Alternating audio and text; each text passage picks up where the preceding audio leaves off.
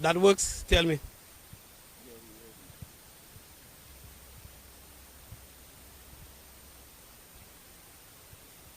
Welcome to SPL, the St. Lucia Premier League 2023. This is the fourth edition of the St. Lucia Premier League, and we are here at the Darren Summit Cricket Ground. Today, the weather has been excellent, good for cricket this evening. The surface looks really good. We'll take a quick look at the pitch, and of course, typical of the Darren Summit pitch. Here it's pretty firm. There's a tinge of grass green on there as well. So, of course, we can expect some pace, some bounce in that wicket. Certainly, the wicket, there was football last evening, so the wicket, it will take a little bit of work to get into its own. But we're expecting the bowlers to have a field day on this one. There's a bit of a little bit of a cloud cover earlier in the evening. Now it's dark, you can't see, but certainly Darren Summit Cricket Ground is ready for the SPL 2023, which is the fourth edition of the SPL. The teams are ready, and of course, we're set for the action here at the Darren Summit Cricket Ground.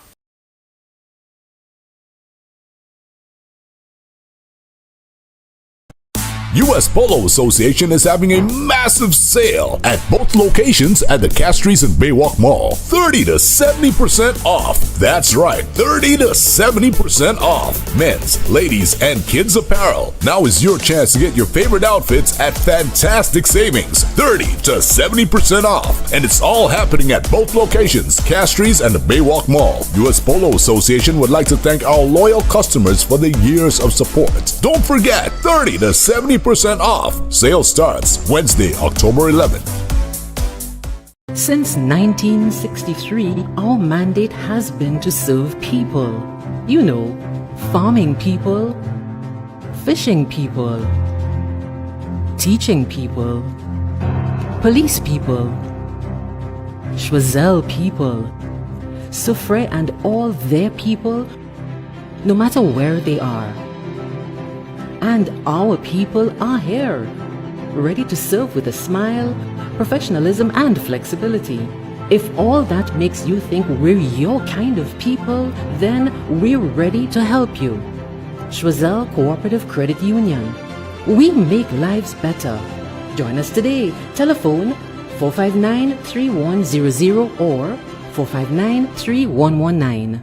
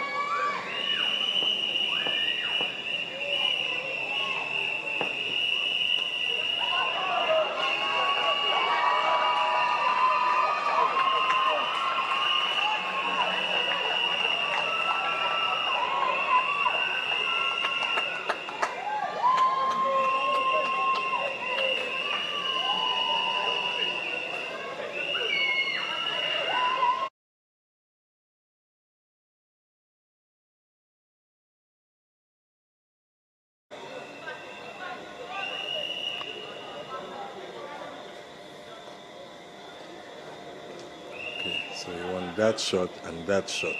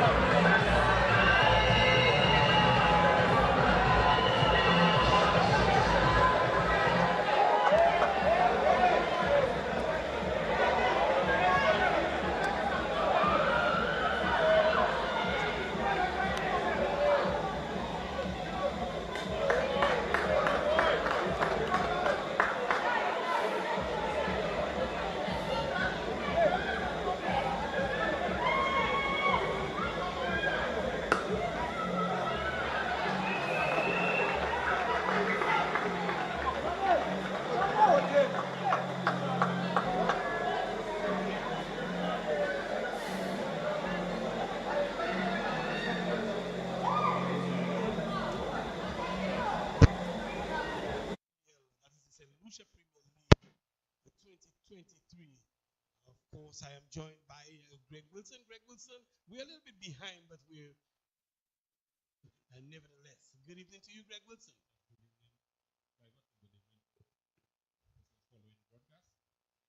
We are at the Darren Sammy Cricket Ground, of course.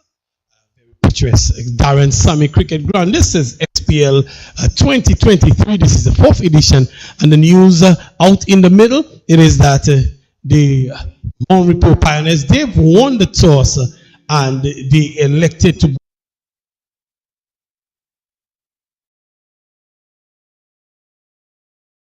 and is Jamal Lesmore, number 26 on his jersey Jamal Lesmore bowling to Kurt Edward, the batsman at the crease for the Choiseul Craft Masters, Kurt Edward and Vince Smith. We have seen the dismissal of Jason Simon and Gian Benjamin, the foreigner from Dominica. And at the halfway stage, Greg Wilson, we have the Choiseul Craft Masters 61 for 2 after 10 overs. Your thoughts so far, Greg Wilson, on the proceedings? Yes, the Repos team, they have bowled pretty tight line and length. The Choiseul Craft Masters really have not been able to score at the sort of prodigious rate that they would have wanted at the halfway stage, as we've indicated. 61 for the loss of 2 wickets, 6.1 the run rate. So certainly one could say perhaps even Steven at this point. Well, not really in keeping with the flurry of runs and boundaries that we would not naturally see here at Darren Sammy. But of course, Stevens, Greg, I agree with you that the platform has been set for the Choiseul Craft Masters. They've lost 2 wickets, but they still nevertheless batting in a good position, 61 for 2. It is not a blazing start by any stretch, but it is a pretty even start for the Choiseul Craft Masters. And Kurt Edward and Vince Smith, they look pretty settled out in the middle after the loss of the 2 openers, Jason Simon and Gian Benjamin. Yes, Kurt Edwards, as we have seen him in previous tournaments. The last one we had there, we saw he was very explosive for the Beaufort North team he played for. So certainly we know what he's capable of doing, and with the platform set, as we've said, with some 10 overs remaining and some 8 wickets in hand, we certainly would think that they're going to up the ante, and it's pretty much possible if they go at perhaps 10 and over from here onwards, they could still end up with a score of 160, which is pass score, something that they could work with. Definitely, Greg, and we're seeing that the coach of the Craft Masters, Donald Dave Albert, is giving instructions. Junior D. Rose would have, this counterpart of the Repos Pioneers, would have done the same thing to his team, saying, guys, let's just keep tightening the screws on the Craft Masters. But Kurt Edward and Vince Smith, a bit of a recovery after the quick loss of Simon and Benjamin. The two have consolidated well, and just keeping the scoreboard ticking along is Smith and Edward. Yes, certainly the loss of the experienced Jason Simon, who normally scores heavily for the Craft Masters at the top of the order, normally gives them a flyover start. And on this occasion, it did not happen. Jason Simon, very explosive at the top of the order. Of course, normally the mainstay of the Craft Masters batting is Jason Simon. He's become synonymous with the batting of Craft Masters, really. And we have our two umpires, Alain and is this Maffrey out in there? Yes. And it is going to be Hazel Shalry, who's bowling the 11th over, and he starts off with a wide. Hazel Shalry, he has a backward square in the 30-yard circle. Third man is also in the 30-yard circle. And this time Hazel Shalry is helped. This one has the height. Does it have the distance? A fantastic catch taken here. The man coming in from the boundary square leg. He came in a bit too far and he was able to take this one over his head. Fantastic recovery from the fielder after he got himself out of position, Greg. Yes, fantastic catch there by the fielder coming from the square leg boundary. For a minute, it looked like he had overrun the ball. And with the strong breeze at the Darren Sami, it's very easy for the ball to go past the bowler, but the fielder, sorry. But at the last second, he was able to throw his hand back and held on to a fantastic catch. So certainly the sort of start they would have wanted after the resumption of the drinks break. They've gotten the wicket of the dangerous Vince Smith. Perfect start for the Pioneers, and of course, he would say, the fielder would tell you that he was just looking for the spectacular, as we saw earlier when Dikesh Henry was looking for a spectacular, and he really just spilled a seater, really. Audi Alexander, the number 6 on his back, a former captain of the Choiseul Craft Masters, he's coming in to replace Vince Smith, who is also a former captain, and Audi Alexander, the left-hander, is coming in to replace Smith. But a very good catch. They normally say something happens after the break, Greg, and this one happened immediately after the break. Yes, certainly a fantastic way to start the second half of the inning. Again, Hazel Shalry bowling a very, very heavy length, and he's sprawling across a very good fielder as well. Of his own bowling is Hazel Shalry, just sprawling to his left, diving and making that stop and preventing any chance of a run from Audi Alexander. We have just a backward square in the circle, in the 50-yard circle, standing right close to the square leg umpire. This one is in the air, out towards the deep square leg fielder who comes in. It lands short. Again, this deep square leg fielder is really called into action. Is Cody Lesmore. He took a fantastic catch, and again, he's been called into action here, Greg. Yes, this occasion, Audi Alexander just mistiming this one, but fortunate enough it dropped well short of Lesmore coming off the square leg boundary. And the right-handed, they take a single in the process.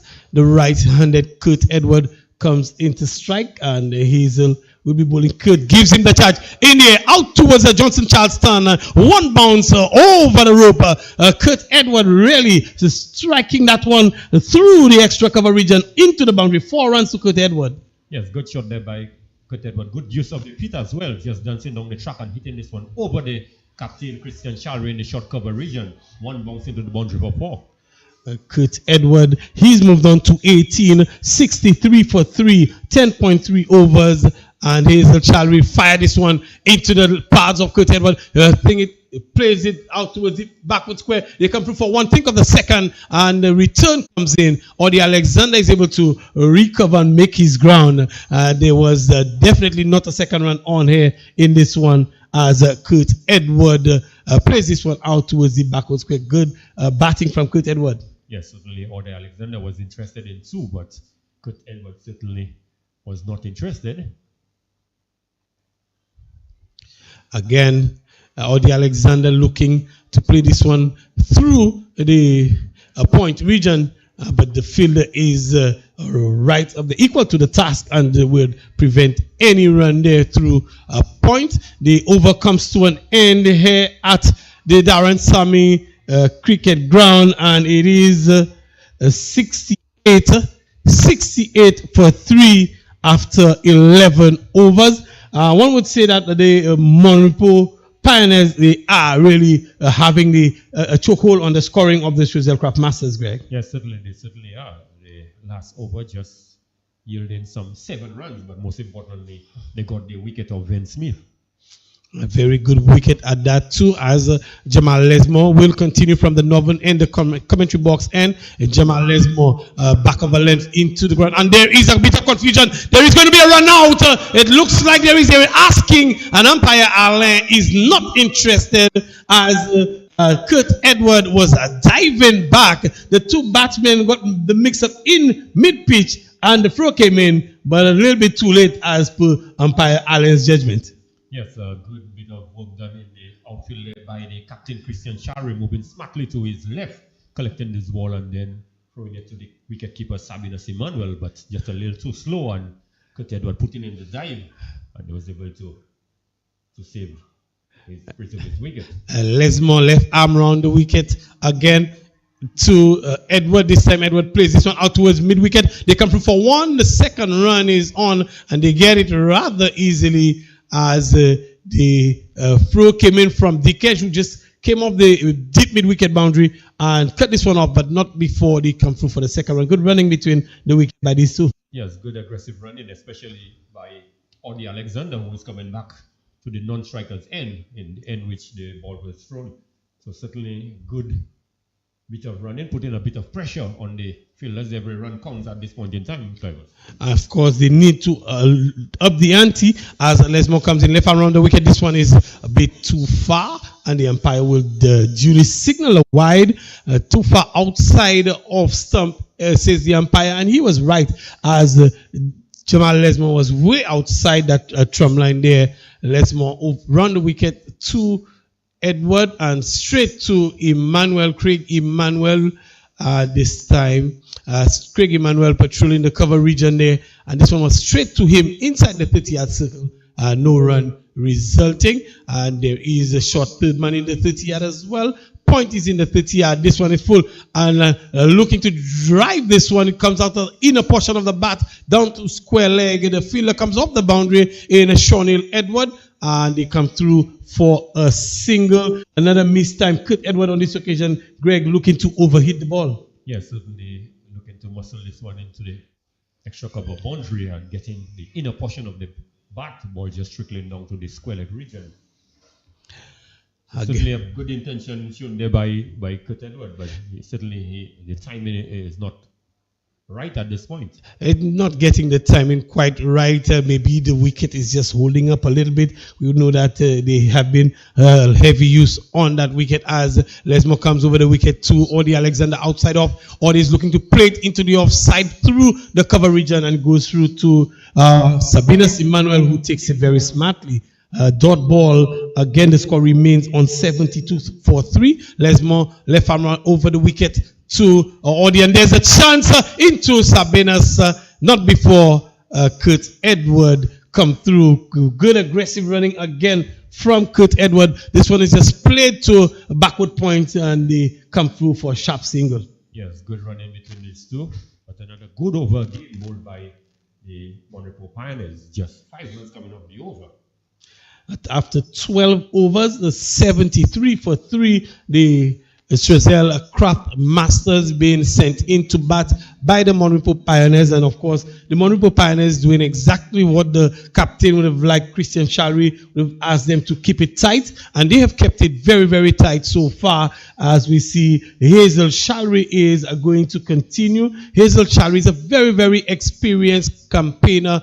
Been with this Repos outfit for quite some time now. Is Hazel Shari. Sabinus Emmanuel, the wicketkeeper, still assisting in marshalling the troops. Now they've moved the fielder from a fine leg to wideish backward square, just inside the 30-yard. Hazel Shari round the wicket to the left-handed Audie Alexander, who's looking for the big heave out towards the Johnson Charleston, but not making any contact here, and the ball goes through to Sabinus Emmanuel. Hazel Shari again around the wicket to Alexander, and Alexander is just dabbing this one into the cover region, and they come through for an easy single. And the fielder looks like Deshaun going across to his left to make that stop. And one more to the total, one to Audi Alexander, who moves on to 2, and the score to 73 for 3. It's Shalry into Edward now over the wicket, and Edward is giving him the charge out towards the mid wicket, over the boundary, over the fielder who is only a spectator is Dscg Henry, as Edward is hitting into the breeze but made enough contact on this one, Greg. Yes, on this occasion, certainly getting good pitches on this one, and this one coming right off the mid of the bat, and just as you indicated, Dscg Henry was just a spectator. This one just sailed over his head for 6.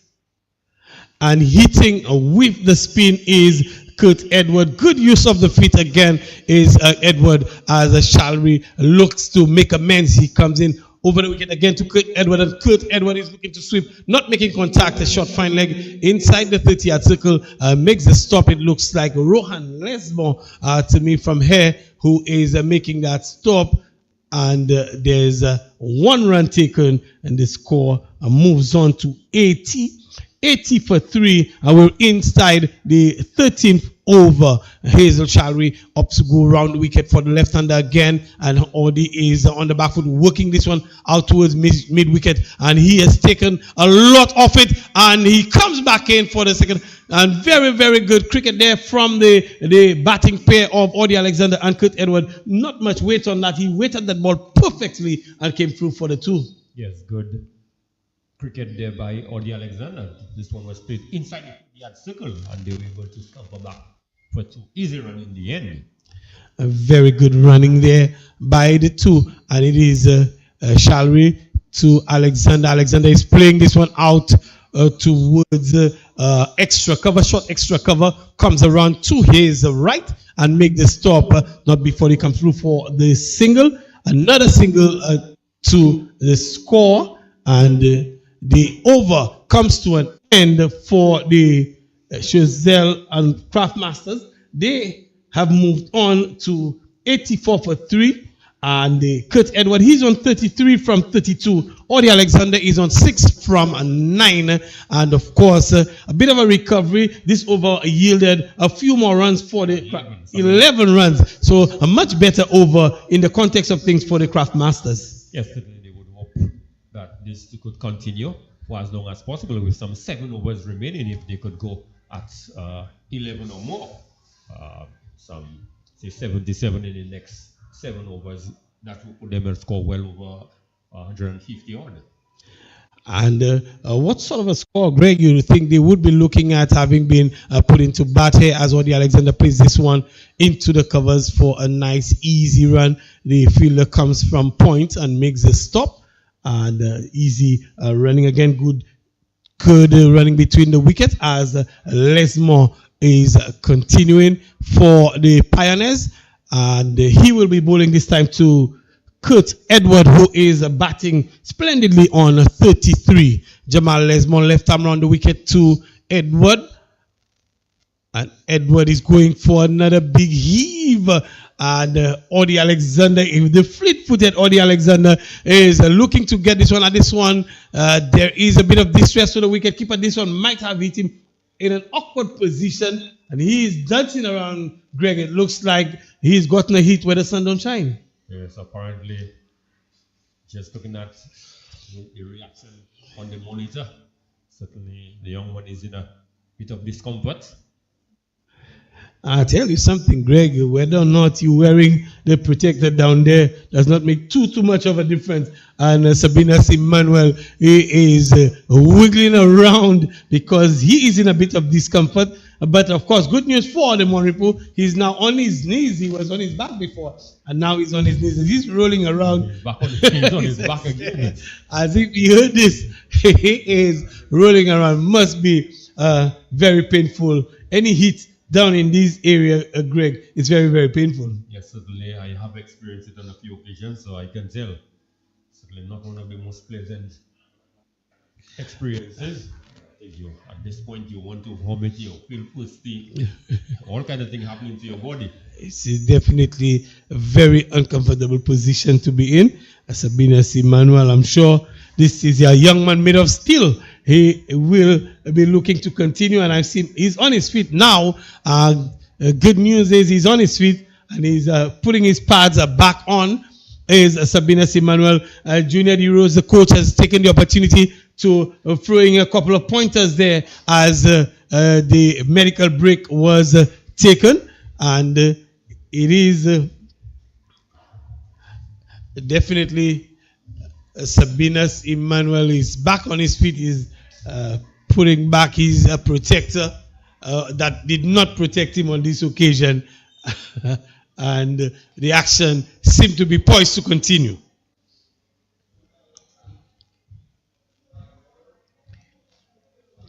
The umpires are back. Everybody's back into position. You have a long on, long off, extra cover inside the foot as Lesmore bowls. This one is in the air, out towards long on, and he gets it on the bounce. It's Keith who gets this one on the bounce and throw a good long throw back into Sabinas Emmanuel, and not before Edward comes through for yet another run to bring Audie Alexander back into strike. Is Edward, and we have Lesmore left arm over the wicket into Alexander. Alexander is just dabbing this one out towards the short foot man. The fielder runs around to his right, make the stop, and there's one run resulting from that action. You have the mid wicket well on the rope there. Actually, as a matter of fact, he's standing with 1 foot outside of the boundary before the ball is bowled. You have deep square leg as well. Kurt Edward hoists this one out towards deep mid wicket. He comes through for one, thinks of the second one, but it's not on as the fielder Dscg Henry comes around very smartly to his right and makes a fantastic stop and throws that rightfully back into Sabinas Emmanuel, who seemed to be okay now, Greg Wilson. Yes, certainly he has made a good recovery. Lesmore, and he comes in again. This one is in the air, out towards the field. Again, it's on the bouncer. Lesmore, it's like Cody Lesmore, who is doing the fielding on the bounce. Greg, you think if he had put in an effort, he might have been able to get this one on the full and effect a catch, but he was contented in just getting it on the bounce. Greg, we will take some comments from you, and of course, it's an exciting moment as we are seeing, we'll be seeing the return of Claudius Emmanuel to this chair. I'm excited about that, Greg Wilson, and we will get some comments from you, and after that,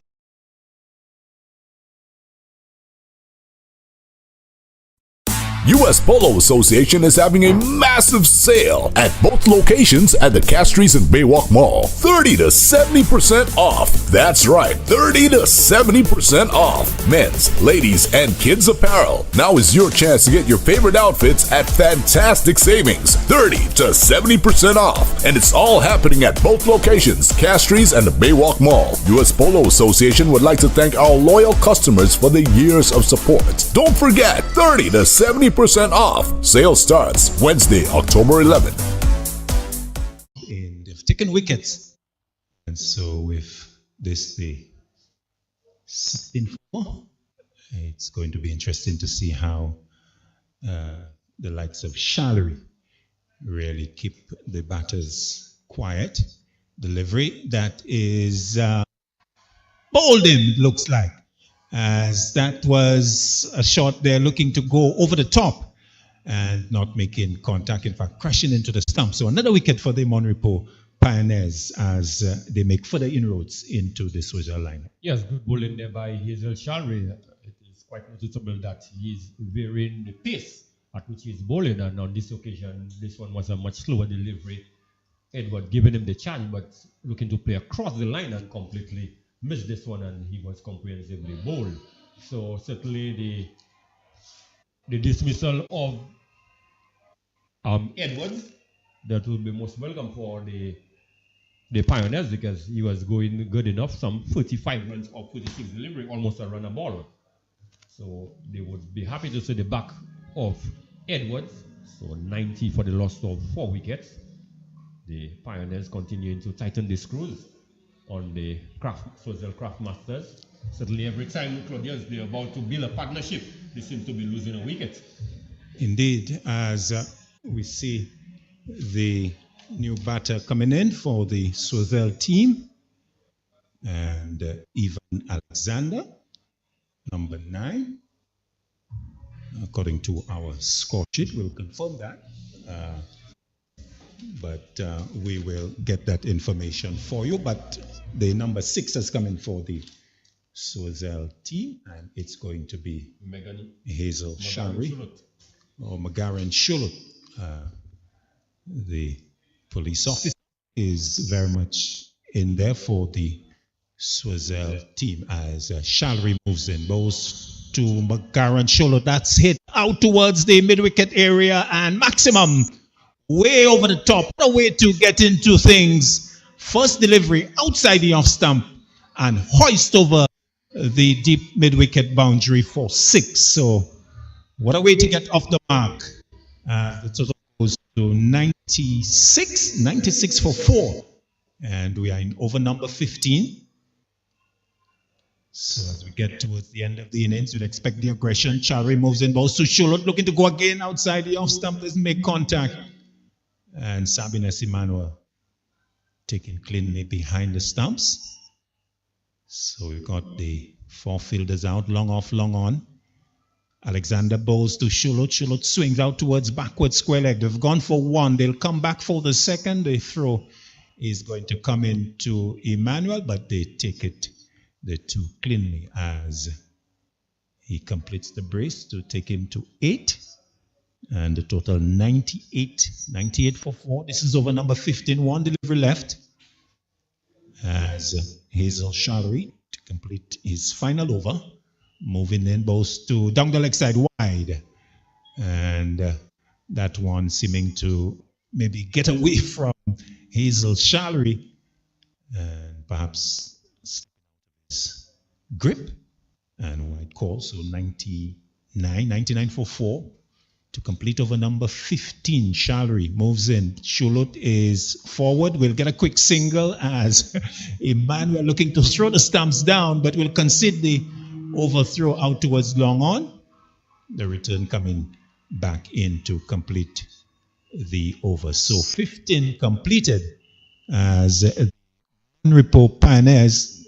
They have restricted the Choiseul Craft Masters to 99, in fact 101 for 4 over number 15. More from you, Greg Wilson, and then we'll have Jamal Jeeves. Yes, a productive over for the Choiseul Craft Masters. They got some 12 runs from the over, despite the fact of losing the talisman Kurt Edward.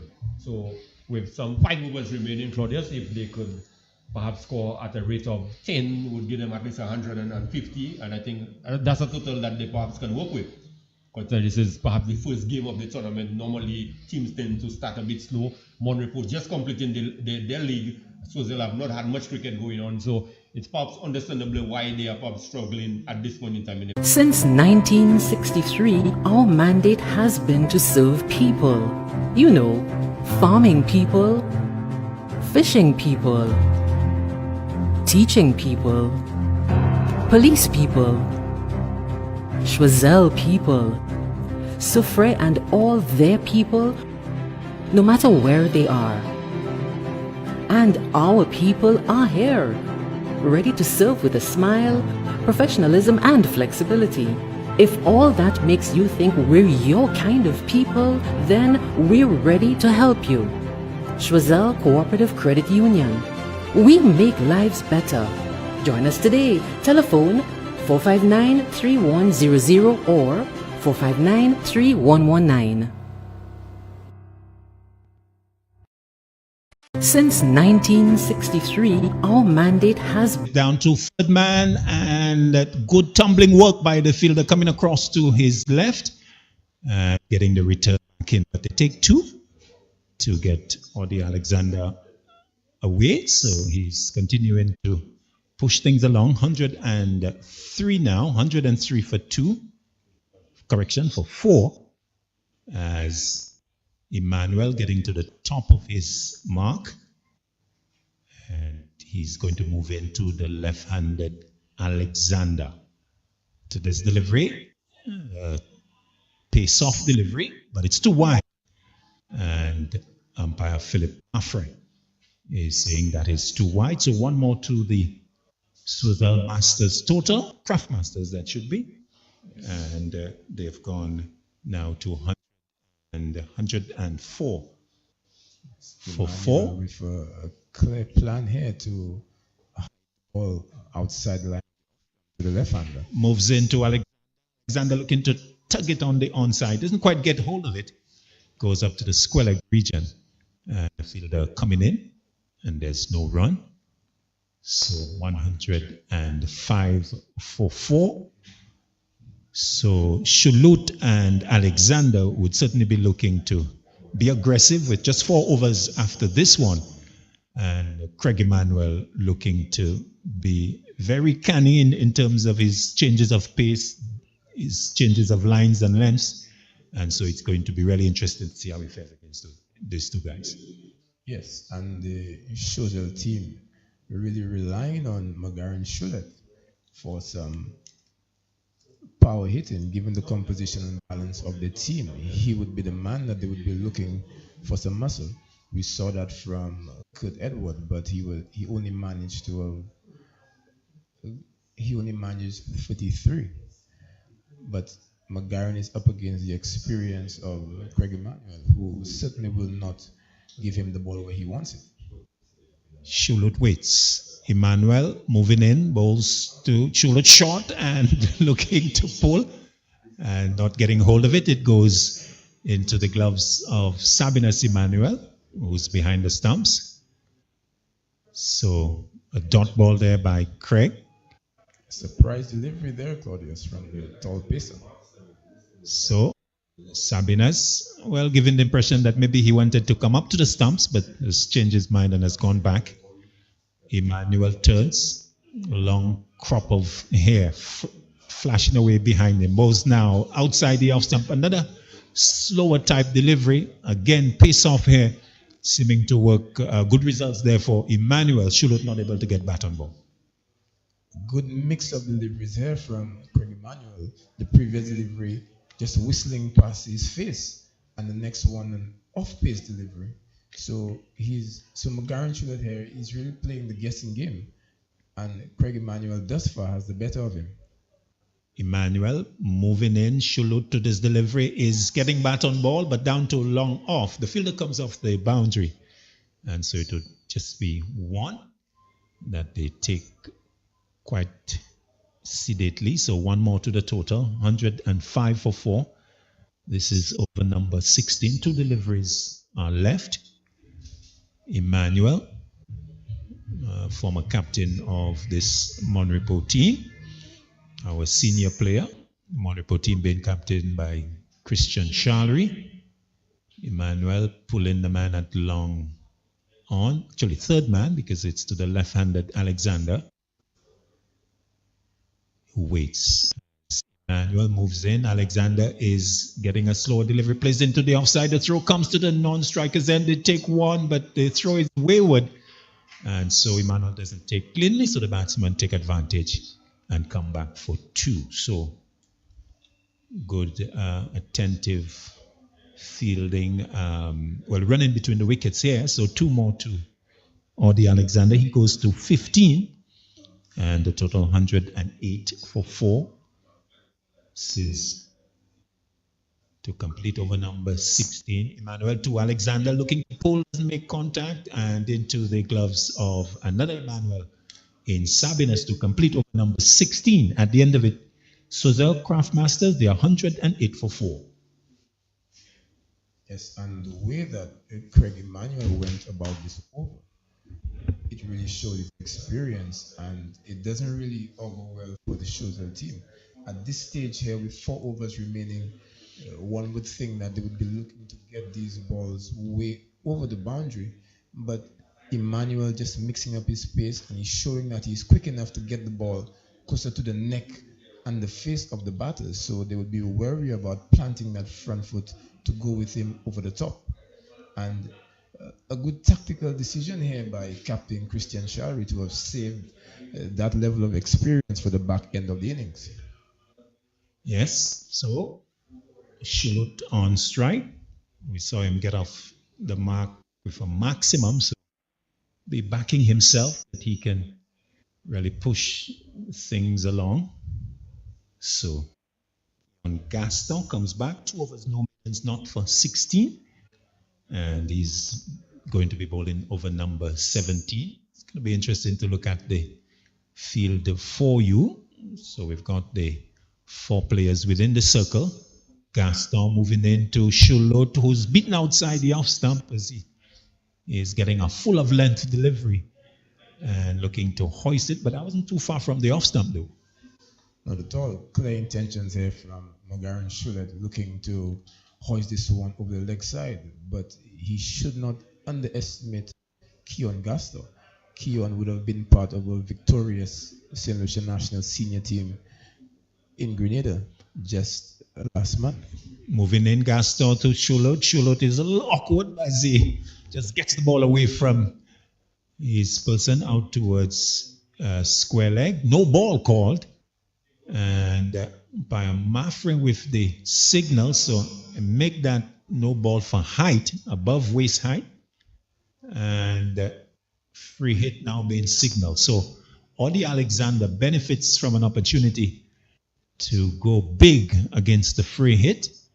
And let's see what happens here as the total going to 109 with the no ball delivery that is short and wide, and Audie Alexander not able to get bat on ball. And good response to the situation from Gaston. Change of pace, lower ball bouncer, wide of off stump, and Alexander not able to lay bat on ball. Alexander was clearly just thinking one way, looking to heave this one into the Johnson Charles stand. And good anticipation here from Gaston, hiding this one outside the line of the off stump. Gaston moves into Alexander, hitting into the offside. The sweeper will come away to his left and get the return back low to Gaston. 2 more taken as the batsman went running quickly. 112. Yes, now for 4, still in the 17th over. What Alexander lacks in power, he's making up for it with some good gap finding and some quick running between the wickets.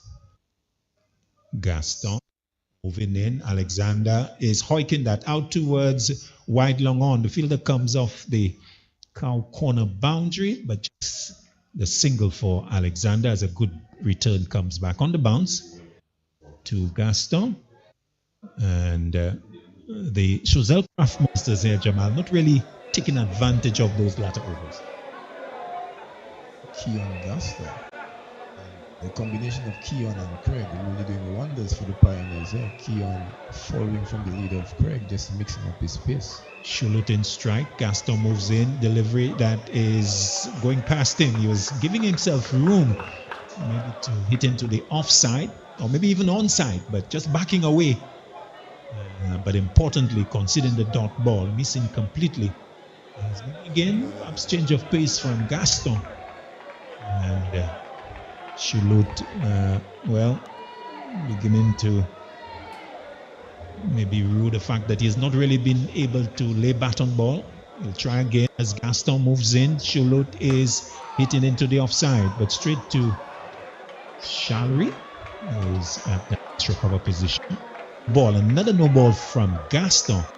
This time certainly foot faulting and conceding the single, but also more importantly a free hit. 113 for 4, and this time Audie Alexander has another opportunity, in fact, to face a free hit. Let's see what he can do with it. Yes, Gaston has maintained some good discipline with his line and length, but some indiscipline creeping into his game with the no balls. Gaston to Alexander, hoiking that out. That's big. That's going out and put down by the man on the edge of the wide long on boundary. It was hit high, but of course with the free hit obviously not counting, but good work in the end to complete the fielding and restrict the batsman to just a single. So in the end Audie Alexander might have done better with that. So the over coming to an Was end, that the over catch number or- 17. So at the end of it, 116 for 4. So 3 overs left. Audie Alexander is 19. Shulut is 13. 3 overs left in the innings. Definitely put that down as an excellent save there by the fielder. That looks to be Jamal Lesmore. Again, Keon Gastor.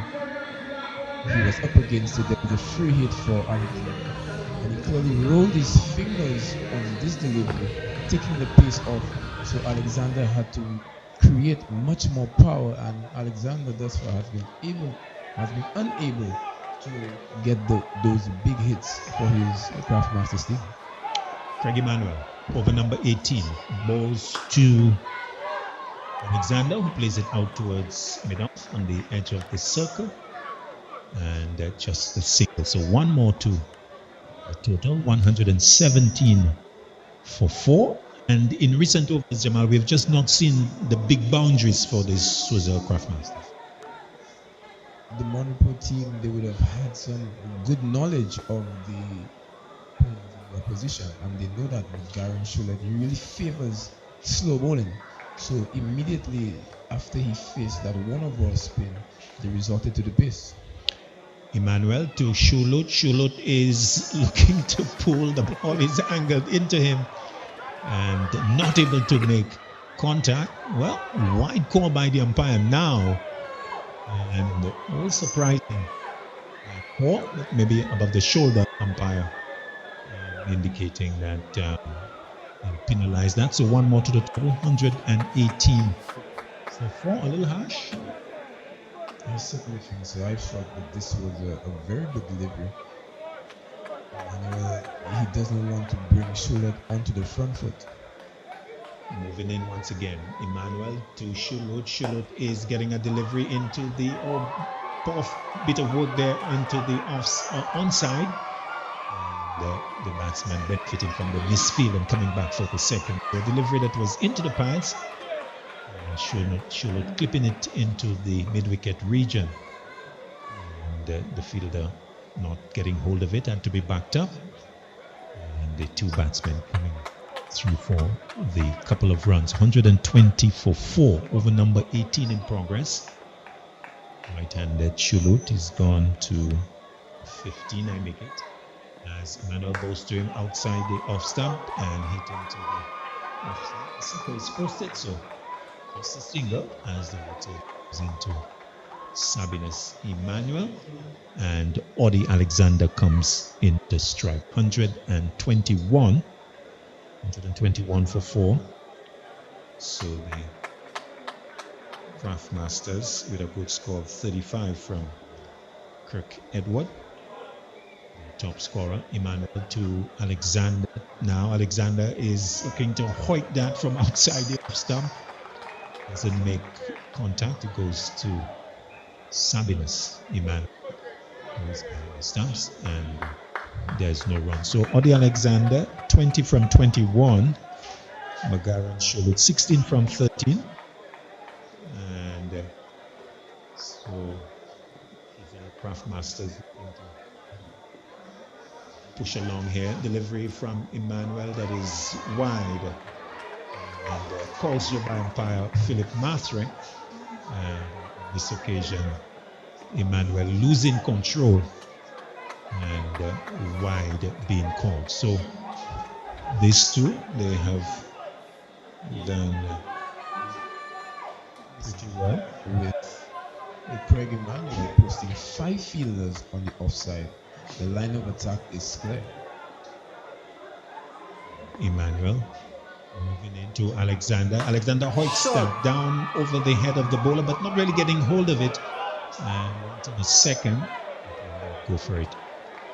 As the return comes in, and one more to the total. Alexander would have been in for 22 deliveries, and the Craftmasters at this stage would require much more from him.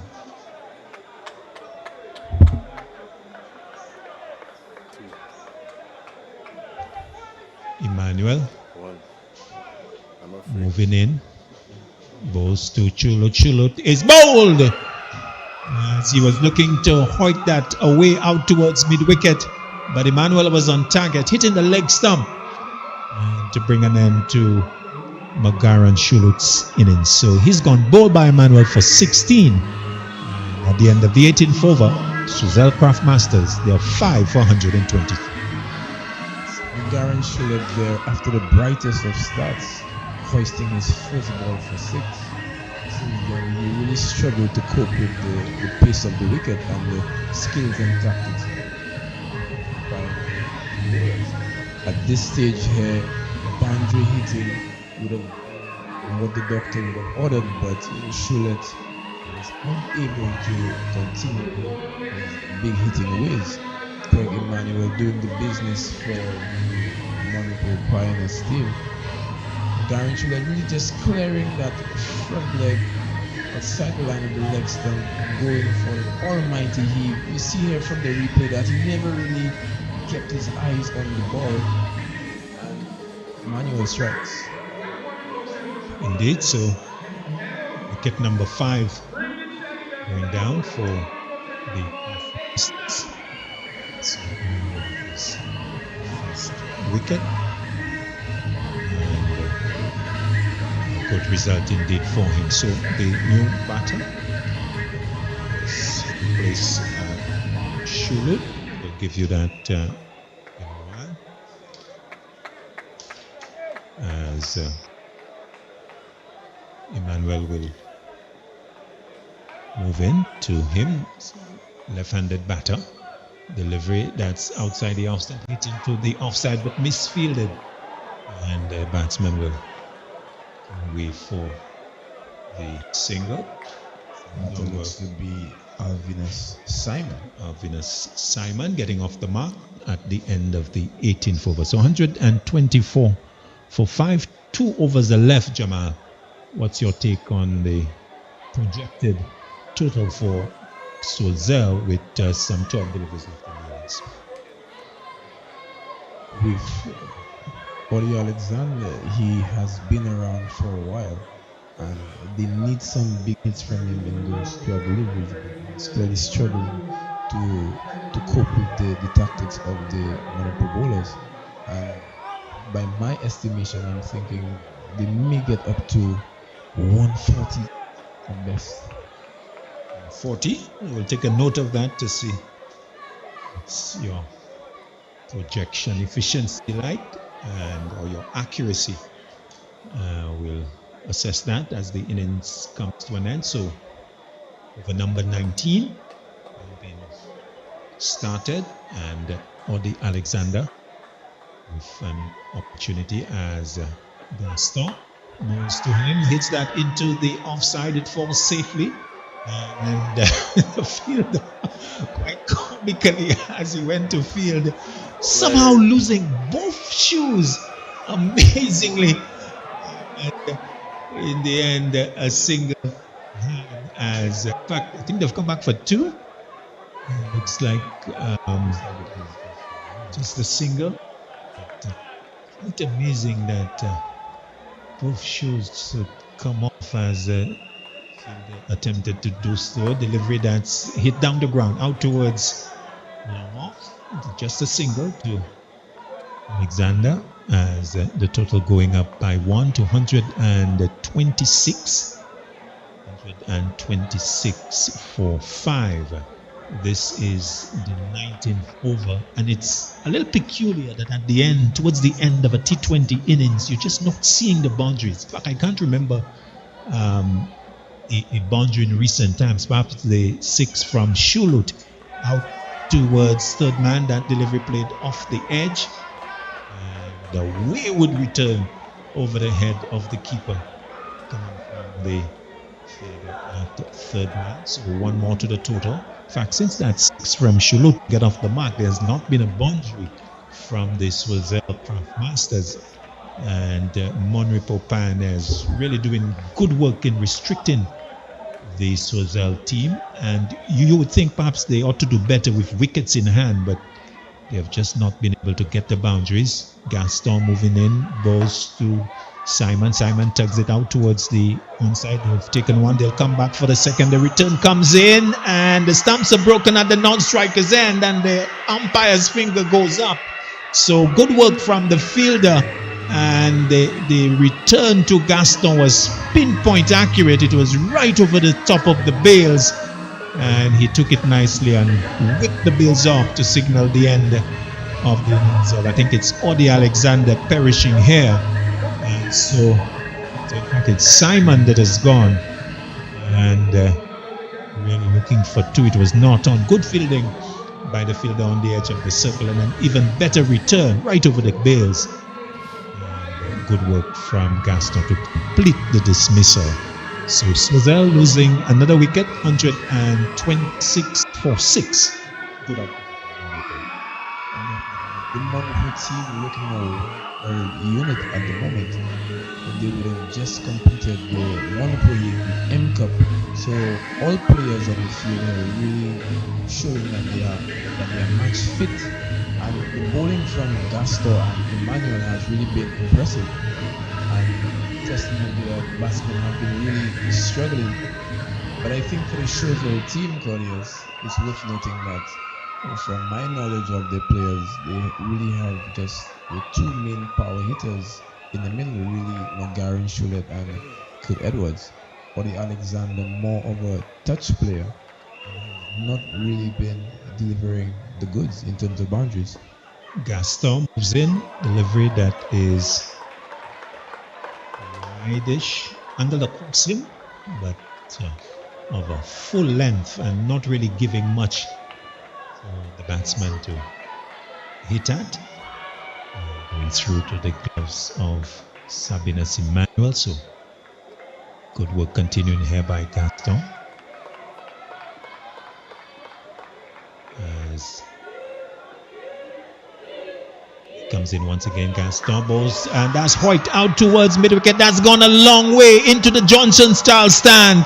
So a maximum from Odi Alexander, getting down the track and lofting that over mid-wicket, and hitting the Johnson style stand. A maximum for Choiseul, a welcome blow, and another no ball. And Gaston, well, he has done that a number of times, and he's really in a position to really hurt his team here, because this is now a free hit as he moves in, bowls to Alexander. Alexander drives, another no ball, and the 3 hit will remain. He's wanting to come back for the second, but they decide against it, as this was a pitched up delivery played up to the long off region for a single. But Gaston really struggling with his the no ball problem again, beyond the crease, and being penalized by the umpire. Free hit remain.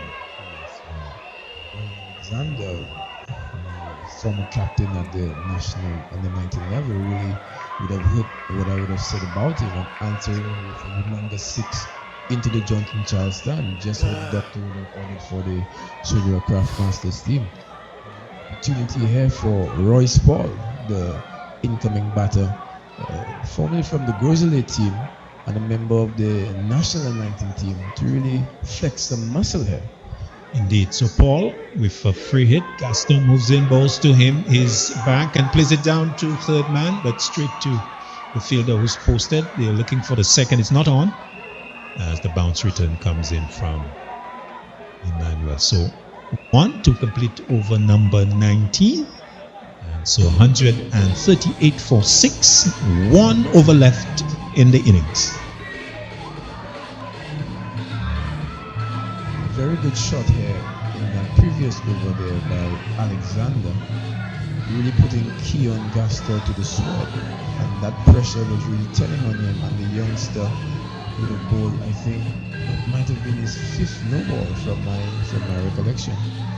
And Craig Emmanuel looks like he will have the honors of finishing off the innings.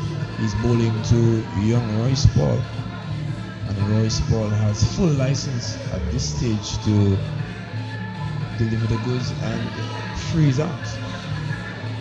Indeed. Well, Jamal, you said 140. Now 2 away, 138. So perhaps Choiseul will get a little more than 140. Emmanuel to Paul. Paul to this delivery is looking to play down the leg side. It's a broke by the wicket keeper, and so Odi Alexander will continue his walk towards the pavilion as he was looking to make good his ground. He was not able to, and in disappointment he will continue towards the pavilion, run out by a direct hit from Sabinus Emmanuel, and so Odi Alexander going. He is run out for 30, and in the 20th over, the Choiseul Craftmasters will lose the important wicket of Odi Alexander, because you thought that with the platform he had, he could have really pushed on for the balance of this final over. But that's not been the case, as he's been dismissed via the run-out route. Case of maybe him looking to go to be in strike at the rest of the over, but he was unsuccessful. Good work from Sabinus Emmanuel breaking the stumps. And so the loss of wicket number 7 as the Choiseul Craftmasters, they lose this particular wicket as Johan Williams comes in to partner. The thinking there from Alexander was certainly right. He needed, as the senior and experienced batter, he needed to have faced the majority of the deliveries, but good bowling by Craig Emmanuel, cutting Royce Paul in half, the ball going straight to the keeper, Sabinus Emmanuel, the national keeper, and he made no mistake in breaking stumps. You see? Indeed, so Royce, in fact, Johan Williams coming in, not quite ready. Emmanuel almost at the crease, but having to pull away. So 5 deliveries are left in the innings as Emmanuel moves in to Williams. Williams is playing it up on the onside, and Emmanuel just calmly to allow the single almost. So 1 more to the total, 139 for 7 with the 4 deliveries left, and the Choiseul still needing to get some boundaries to put some pressure on. Johan not really known for his batting, but one would have thought with 4 deliveries, 5 deliveries left, that he would have made a better attempt to go after Greg. Emmanuel to Paul. Paul pulls out towards mid-wicket boundary, the straightest mid-wicket. The return comes in. There's a mix-up there, but the throw goes to the non-striker's end. And the Emmanuel not able to recover. There was a run-out opportunity at the striker's end, but the return was awkward. Emmanuel not able to pick up and relay to Sabinus, the striker's end. So a single in the end taken. Paul and Williams able to go back to their respective creases. Emmanuel moving in to Williams. Williams tugs it out towards mid-wicket. The fielder comes off the boundary and they settle for 1 as the bounce return comes in. So 1 more to the total, 141 for 7. I think 2 deliveries left, 3 deliveries left. I think it's 3 deliveries left in the over as the right-handed Paul will be in strike. Emmanuel moves in, bowls to Paul. Paul is driving along the ground out towards long off. They're coming back. Well, he's coming back, is Williams. But Paul had turned his back. He was not interested. And so just a single. 142 for 7. 2 deliveries left in the innings.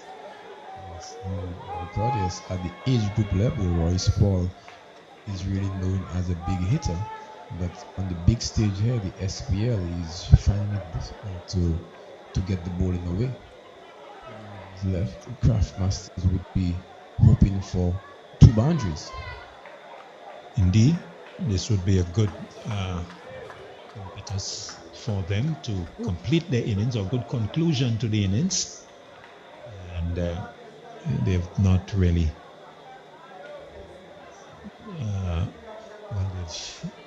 gone two deliveries. Delivery that's outside the off stump, and Emmanuel will get another run out.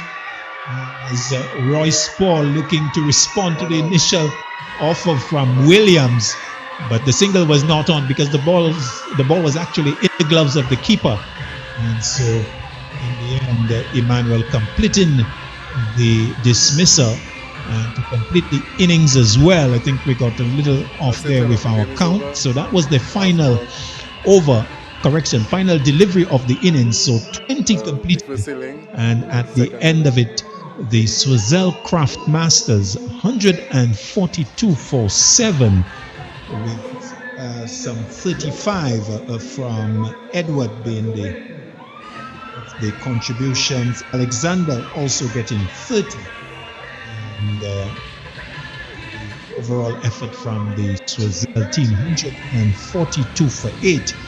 Jamal James, your assessment of the manner in which the Choiseul team responded to the opportunity to bat first, 142 with the Monrepo batting. What's your assessment of, first of all, how the Choiseul team has fared against the Monrepo total, and your predictions in terms of the run chase by the guys? I'm zooming out. It's interesting again for my prediction. I was slightly off. I projected 140, and the score is 142 for 8. But initially, we saw some good disciplined bowling by the Monrepo Pioneers, and I felt that the Choiseul team really struggled initially. The opening pair found it difficult to get the ball away. And as the innings progressed, when the batters got some time in the middle, they were able to get some loose deliveries away. But by and large, again, good tactics by the Monrepo team. The experience of Craig Emmanuel and Christian Shalry on the field, really marshalling the troops. It was only Keon Gaster who we can say had a fairly off night, contributing some no balls, some free hits, and a total of 142 on the first night of this SPL. I actually think it's a decent total here. We can't be sure unless both teams have batted on it, but I thought that to get to 142 after the start that they would have had was a decent job by the Craftmasters team.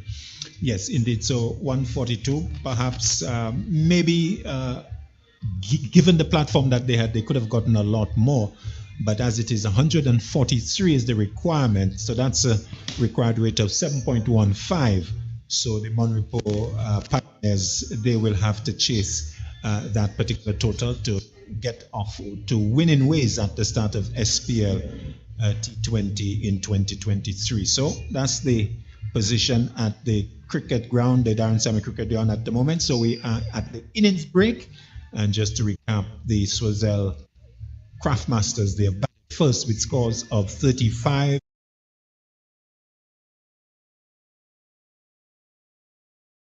US Polo Association is having a massive sale at both locations at the Castries and Baywalk Mall. 30 to 70% off. That's right, 30 to 70% off. Men's, ladies, and kids apparel. Now is your chance to get your favorite outfits at fantastic savings. 30 to 70% off. And it's all happening at both locations, Castries and the Baywalk Mall. US Polo Association would like to thank our loyal customers for the years of support. Don't forget, 30 to 70% off. Sale starts Wednesday, October 11th. Since 1963, our mandate has been to serve people. You know, farming people, fishing people, teaching people, police people, Choiseul people, Soufre and all their people, no matter where they are. And our people are here, ready to serve with a smile, professionalism, and flexibility.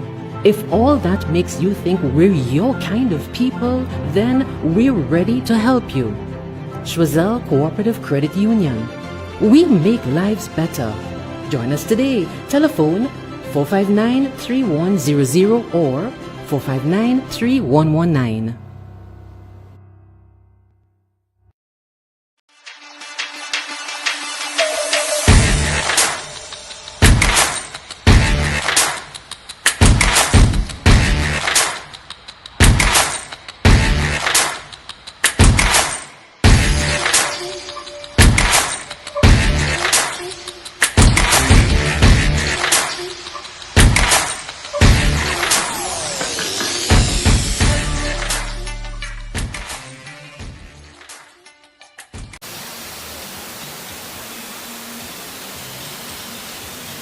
Good evening, ladies and gents. Boswa Sedlisi, welcome, welcome to the SPLT20. Well, actually, the Premier Sports Inc.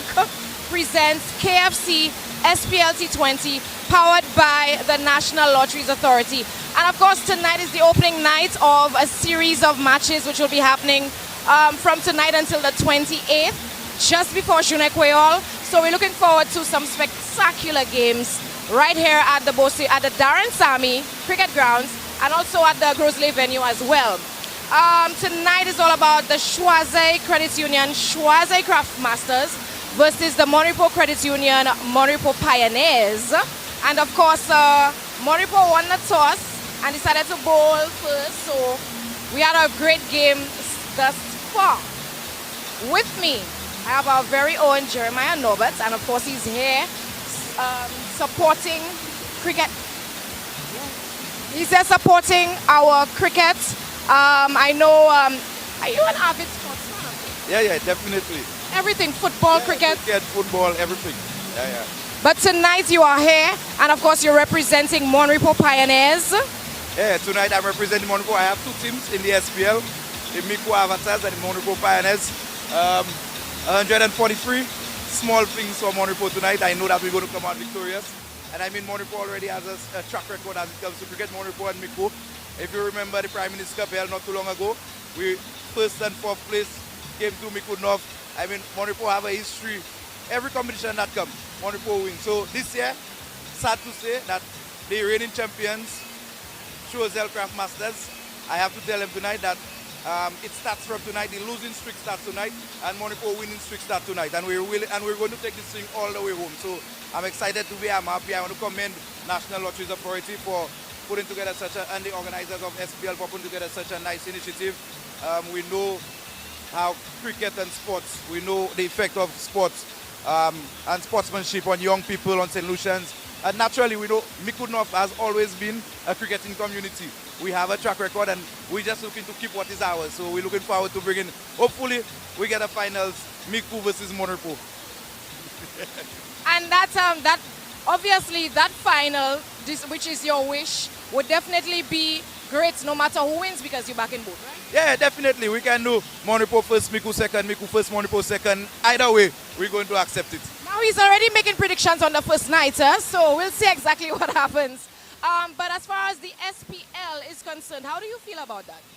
Yeah, well, as I said earlier, I mean, I'm very happy with the SPL, and I mean the continuity, giving some life to cricket.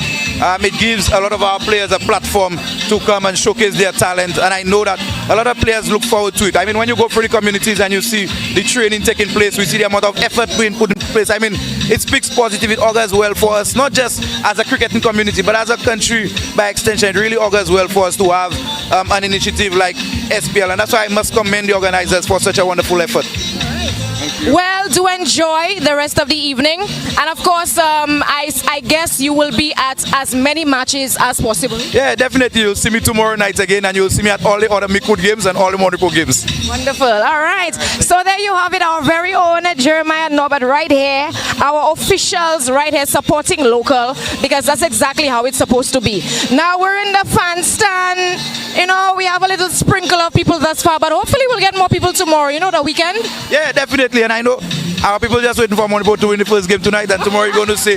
Yeah, and you know, today would have been a work day. Tomorrow we expect to see more people. Monrepo has always been supportive of its own. Miku has been supportive of its own. So I know that as the competition goes along, we're going to see the numbers increase. Wonderful. All right. So that's definitely something we're looking forward to. So do enjoy the rest of the evening. And of course, looking forward to talking to you again over the series of events. All right. Thank you. See you again. All right. Thank you. So people, it's all about the SPLT20, and of course, hello Monrepo Massive! Now hello, as you can see, hey, c'est mon la kama, hey, yo pas ça faire top des orders, so so we're definitely gonna get to them. Coming all the way from Monrepo to you know, support the Monrepo Pioneers. So we'll see what's happening.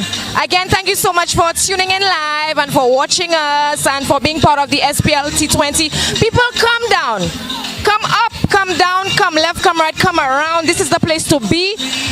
This event is happening until the 28th, so you have no excuse.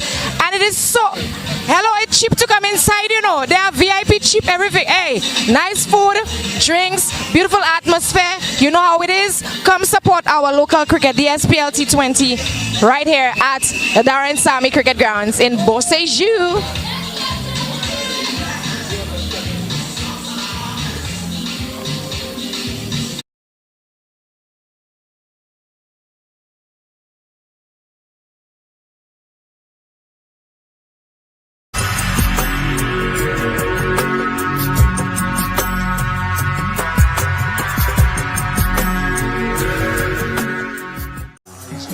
Range of shots. What's he gonna do? 6 ball. Just got to take on the rest. Where she goes into the crowd. It's a party why we play SPL. It's a party every day.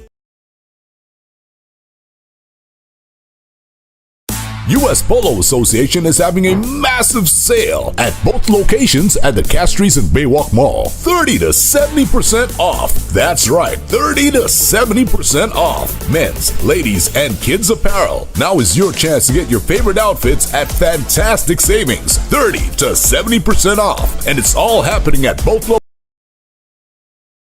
US Polo Association would like to thank our loyal customers for the years of support. Don't forget, 30 to 70% off. Sale now on. For over 50 years, we're there for you. Supporting your dreams and all you do. At the Choiseul Cooperative, nous c'est famille. Affordable financial service to get you through.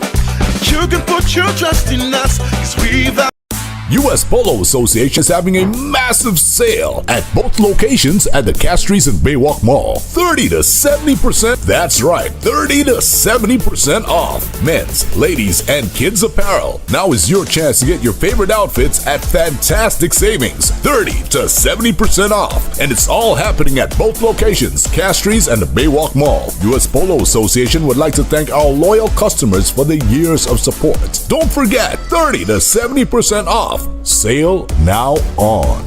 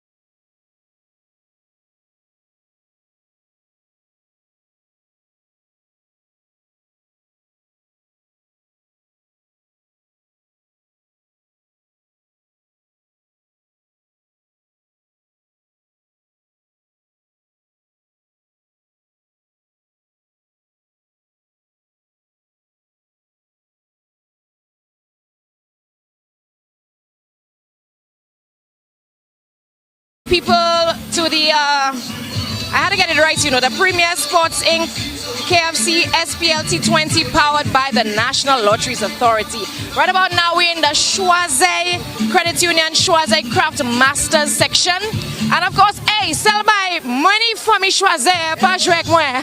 Choiseul Massive, how you doing? How you doing tonight? We're doing wonderful. Yeah? We're doing good. All right. How has the game gone? How do you think about what has happened thus far before the second innings begins? I think our batters did a pretty good job. They could have put a little bit, you know, more runs on the board. But, you know, we are looking to defend that, and I think we are confident enough to do that tonight.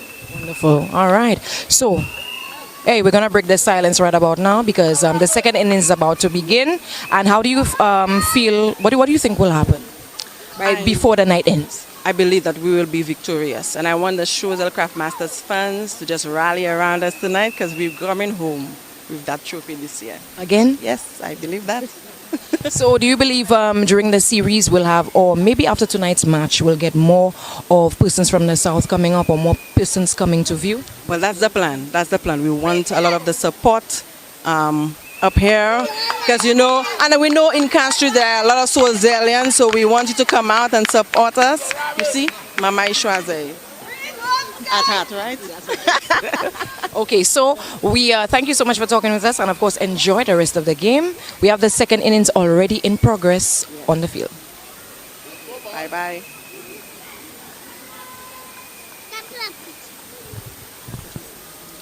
Baba. The craft master.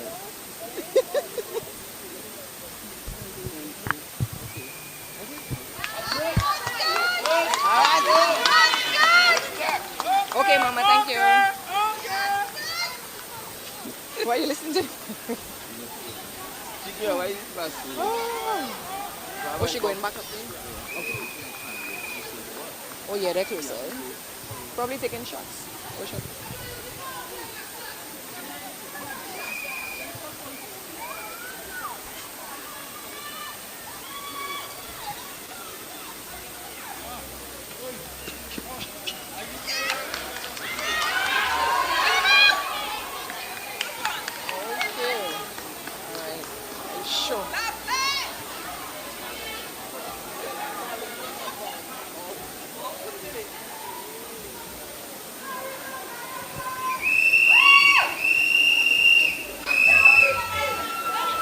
Sabinus was rubbing.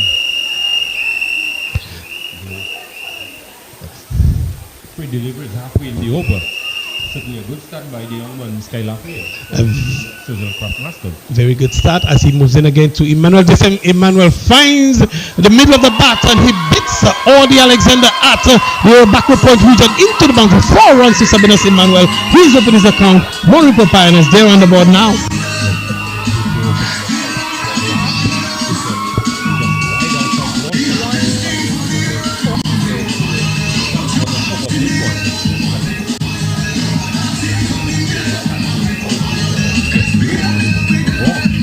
Good shot from Sabinus Emmanuel, and we know Sabinus Emmanuel in recent times he's been very, very prolific. Greg Wilson, and on this occasion he will not miss out. Skylar has been on target, gave him some whip on this occasion, and Sabinus Emmanuel was equal to the task and resulted in a boundary. So the innings have been opened up there. Monrepo Pioneers looking to chase 142. Laffy continues over the wicket to Emmanuel. He's a little tighter on the line of off stop, and Emmanuel plays this one out towards the cover region, and it's a dot delivery. The score remains on 4 without loss. A good start from Laffy. Said that delivery he was taken to the boundary, but so far he's come back very well in this delivery, and the Sabinus Emmanuel, he's still there standing tall, very prolific in recent times. Tonight, Monrepo would want him to continue his good form of batting in recent times. So one delivery left in the over. Sky would want to close this over. Laffy comes in to Emmanuel again. He's on the line of off stump, and Emmanuel is just pushing this one into the offside. Audi Alexander comes in from the point area, not before through for that single. Another run to the total. 5 runs in the first over. The over comes to a close. A pretty good over from Sky Laffy. We saw some lateral movement from him, extracting some lateral movement, but of course a good over from him. Yes, very good over, with the exception of the 4th delivery, which was sort of wide and really gave Sabinus the room to really free his arms. But all in all, the Craftmasters could be pleased with the opening over by young Sky Laffy. Certainly the Craftmasters would have gotten what the captain Jason Simon wanted from Laffy. He was on target, and of course getting some movement, and you see the captain marshalling his field, looking for a pinpoint accuracy. With the total he has there, Greg Wilson, he will want to be spot on with the field placement as Morissette, Jemai Morissette, is also making a comeback. Greg Wilson, Jemai Morissette, we knew him from his youth cricket days, and he's making a comeback here for the Craft Masters. Yes, certainly, and he would want to make an impact immediately as well. Having been away from the game, as you said, he really was one of the promising fast bowlers that we had before. So certainly, with just a moderate total of 143 to defend, you would need to start very well. Morissette starts a strategic delivery on the line of leg, middle and leg, and Sabina just turns this one out towards a square leg, and he comes through for the single to bring Christian Shalry into strike for the first time in this innings. Christian Shalry has been a solid opening partner to Sabina Emmanuel throughout our domestic competitions. And of course, I do think they play for the same team over in the M Cup in Monrepo, the magnitude Bob Ohamas, Christian Shalry and Sabina Emmanuel. So they would know each other very, very well. And also, I think they are blood related. They are cousins. I do believe Sydney Claudius Emmanuel would be able to solidify that statement for us as Morissette moves in away from us into Shalry, and Shalry is getting a delivery on the line of off stump, plays this one back into the offside, and there's no run as the fielder looks like Williams in the cover region just picks this one up and fires it back to Jason Simon. No attempt of a run, no run resulting. The score remains on 6 without loss. We're into the second over, and Morissette would want to be very, very tight to Christian Shalry. I'm hearing first Cousins over the slips into the boundary. Morissette is getting some pace, getting some bounce. He gave the whip to Christian Shalry, who threw the kitchen sink at this one. It went over slips. It was in the air, but well over the slips into the boundary. 4 runs. And Greg Wilson, really Christian Shalry threw everything at this one. Yes, as you did indicate, he threw the kitchen sink at this one. But one would say fortunate for him, Audie Alexander was not a taller player in the second slip region, because this one went over his head. One would have been a taller person in there, may have to have gotten hands to it. And they say fortune favors the brave, and Christian Shalry was brave on this occasion. He would have gotten a wide had he let that one go. Again, Morissette is airing in line, and Christian Shalry is taking full advantage. And a heavy toll has been taken on Jemai Morissette here. He is down the leg side, a bit too straight, overcompensating on this occasion. And Christian Shalry will not miss out in the kind of form he's in. Yes, certainly. One would say this is eat and drink. As you did, you can look to overcompensate. The previous delivery was outside the off stump, got the stick outside edge that went over the second slip, and on this occasion, looking to bowl a path more straighter line and just straight down the leg side, and all the Christian Shalry had to do was just evade the fielder at the short fine leg region, and he got 4 valuable runs for his team. Morissette moves in again to Shalry, and Shalry is getting one outside of some plays it one and guiding this one really down to third man, where the fielder comes off the boundary, and he comes through for a single. Christian Shalry is really all over Jemai Morissette. Not a solid return for Jemai Morissette into cricket at this level. Yes, certainly Morissette did not follow the example of young Sky Laffey, who bowled his first over only conceding some 5 runs, but he has been very expensive. Some 14 runs have come off the over so far.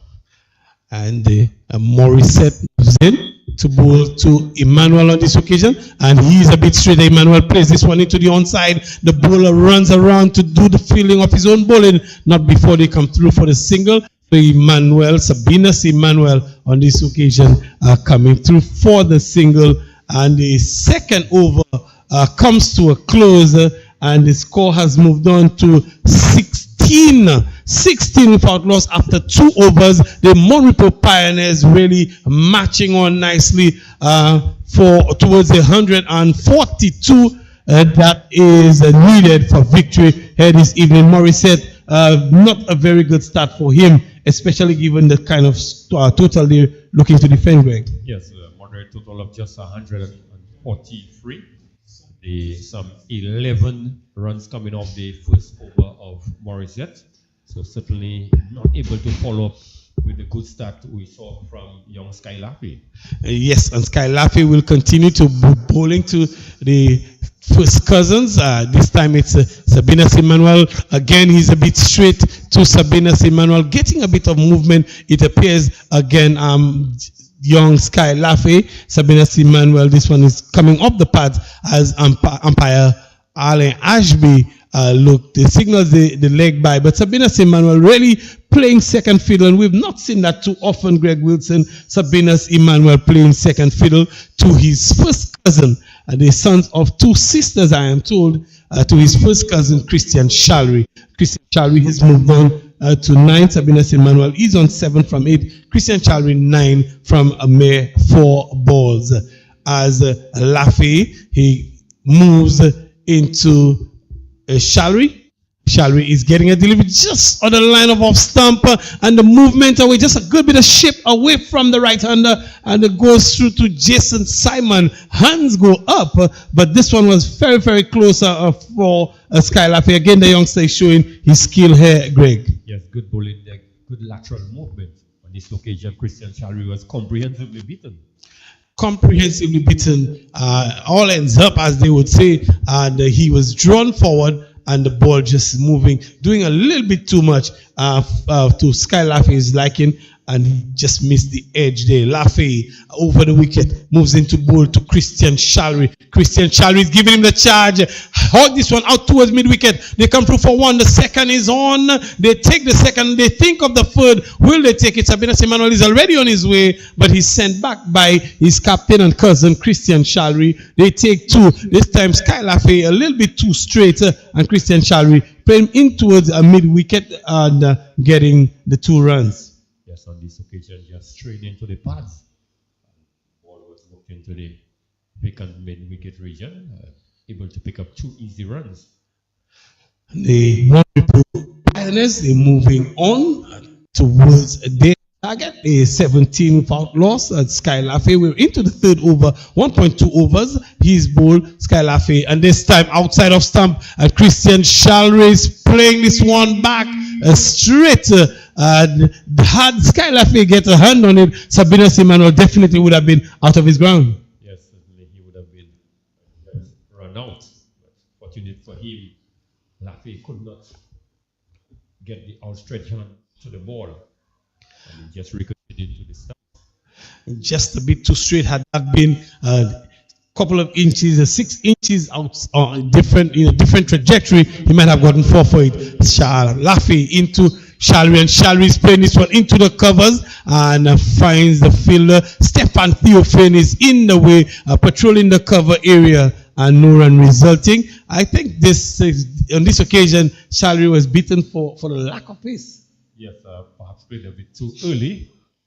I think it's young Kurt Edwards in the cover. Oh, it's Kurt Edwards. He has a similar posture to the young fast bowler Stefan Theophin. But it's Kurt Edwards patrolling the region. The very experienced Kurt Edwards. He's played for Groseries, also played for Viewfort North.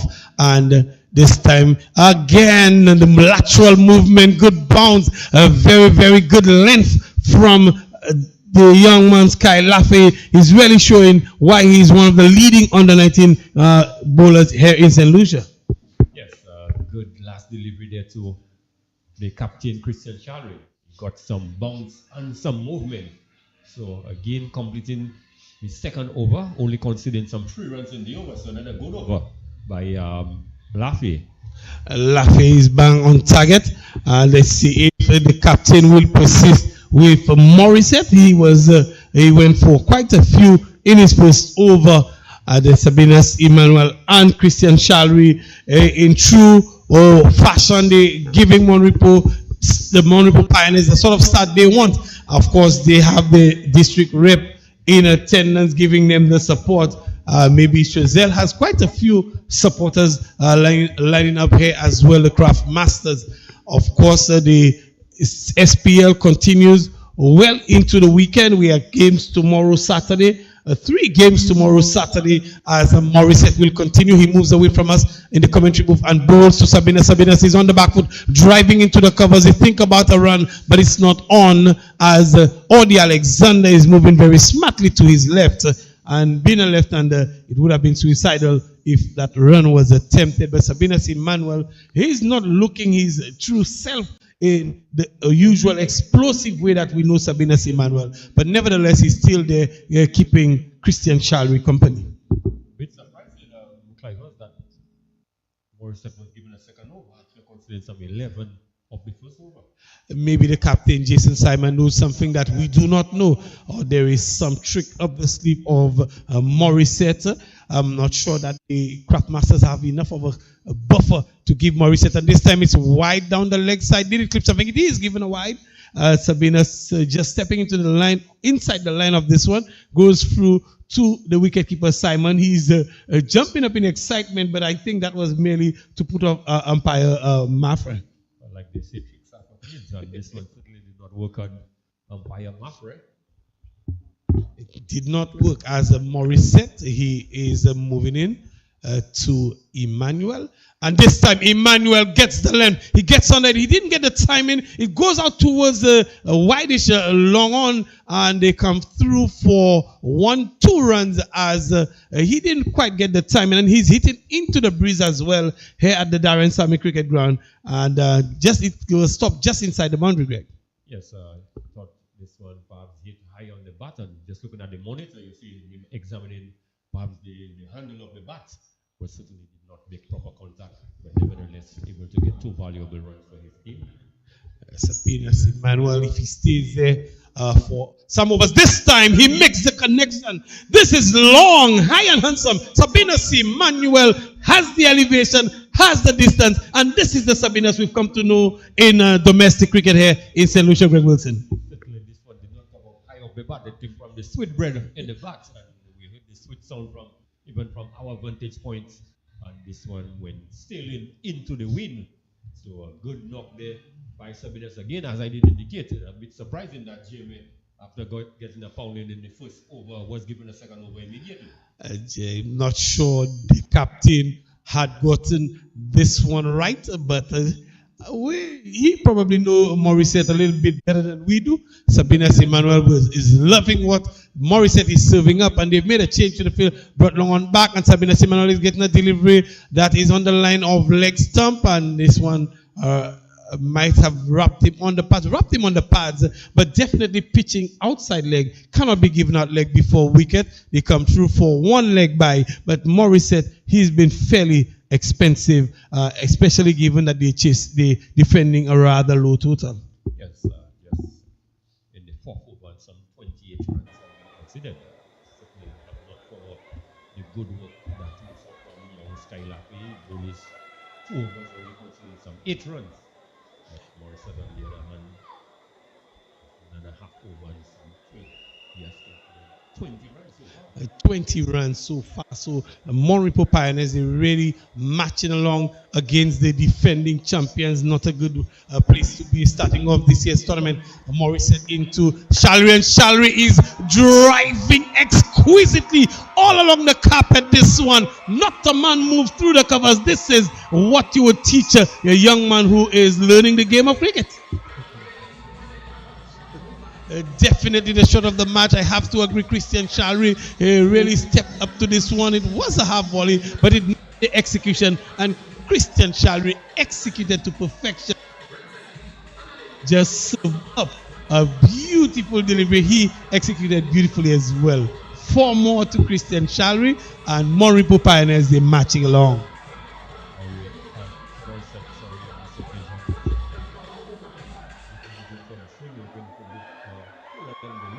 Really in the slot, nice half volley, and we see the left foot going out, as you would say, textbook style, really executed to perfection.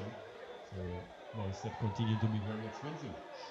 Jeremiah Morissette, he is that the spell that is taking this game away from the Choiseul Craft Masters. Of course, Christian Shalry will be loving it. What sort of comeback does he have? This time he's pulled out towards mid-wicket. Not a man move again. Christian Shalry, he's found the pace of the wicket. He's using the bounce to perfection. Another beautifully executed shot from Christian Shalry. Yes, Morissette on this occasion. Shot. This one was sacking the wicket. Shalry got into position and chased one into wicket reach and just one bounce. Very healthy over there for Pioneers.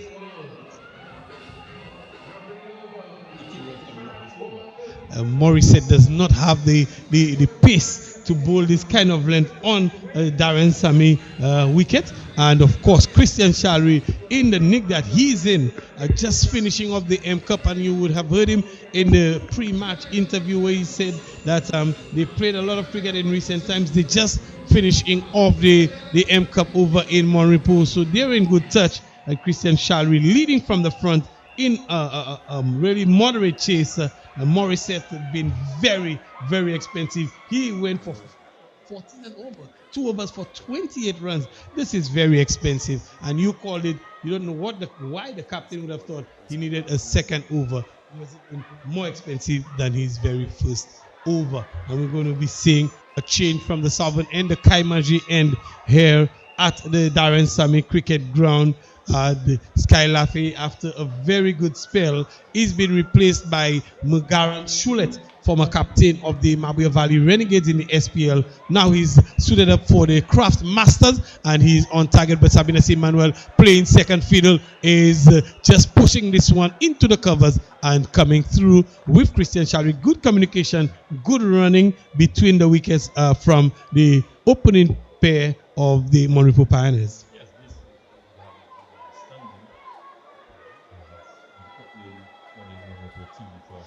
Good few years now, so certainly the chemistry and they also play for the same team in the Monrepo League. And more than that, they're blood related as well, very closely related. So these guys would have grown up together, played a lot of cricket together. So the understanding is there. Sabinas knows exactly what Christian wants, and Christian knows exactly what Sabinas wants. So Mugaran Shulet, he started well, right on target, just conceding a single off his very first ball. Let's see if Christian Shalry, who's on 19 from a mere 11 deliveries, what he has in stock for Shulet. And Shulet is giving this one lifting delivery. Good bit of fielding there at a backward point by Audi Alexander, diving to his left. His stronger side as well, Audi Alexander. But Christian Shalry, he's found the pace of that wicket and he's timing it to perfection. This one was traveling. Yes, good work done there by Audi Alexander. If it's one thing that's Audi Alexander has been known for over the years, is his fielding for sure. Still into the power play, and you have the square leg, deep square leg, and deep mid wicket out. The two fielders out, and this time Sabina Emmanuel out towards deep mid wicket. There is a man stationed there, so the captain on this occasion found had the right field placing for Sabina's Emmanuel, and Mugaran Shulet is bowling to his field.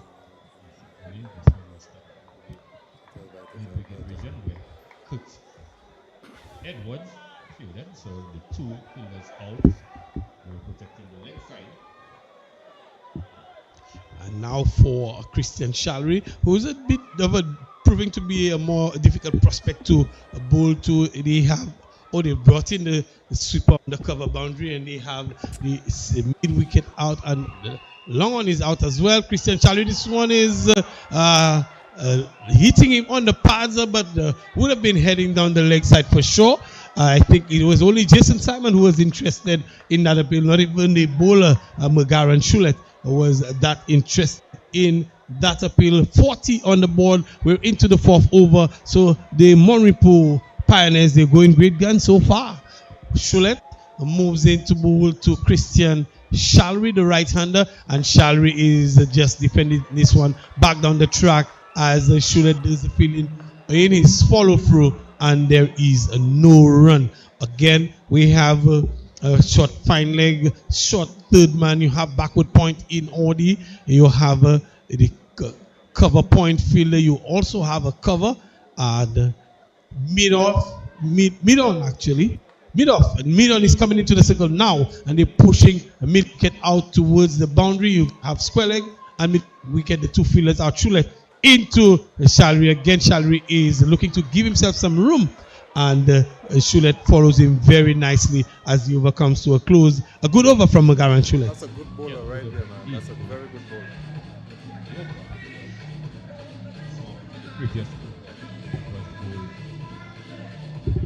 I am sure, Greg Wilson, that the Jemai Morris said will not be given another over after that carnage that he experienced in the previous over. It looks like it is Alvinus Simon who is going to take up the attack from the northern end, the commentary box end here at the Darren Sammy Cricket Ground.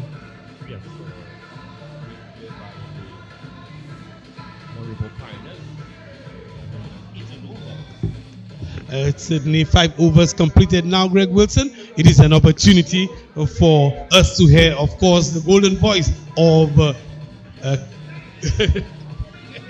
Claudius Emmanuel. It's got me a bit excited here. Another Emmanuel in this setup here in the SPL 2023. When we see the introduction of speed, attack, Simon will be picking up the attack from the commentary. Those ends, that is sort of covering that Jemai Morris is watching the last over, considering 17 runs in the last over. So certainly the captain has decided to introduce spin, and we're also going to introduce Claudius Emmanuel for the first time in the second inning. Yes, thank you, Greg. As we see the continuation of the Monrepo effort. So 40 without loss. A good start by the two men from Magnitude as first delivery from Simon and pushed into the side. No run.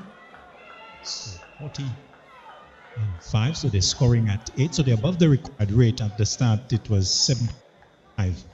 So Monrepo with a good platform by Stu and right hand combination. Simon comes into Emmanuel, who's back into the offside, and there's no run.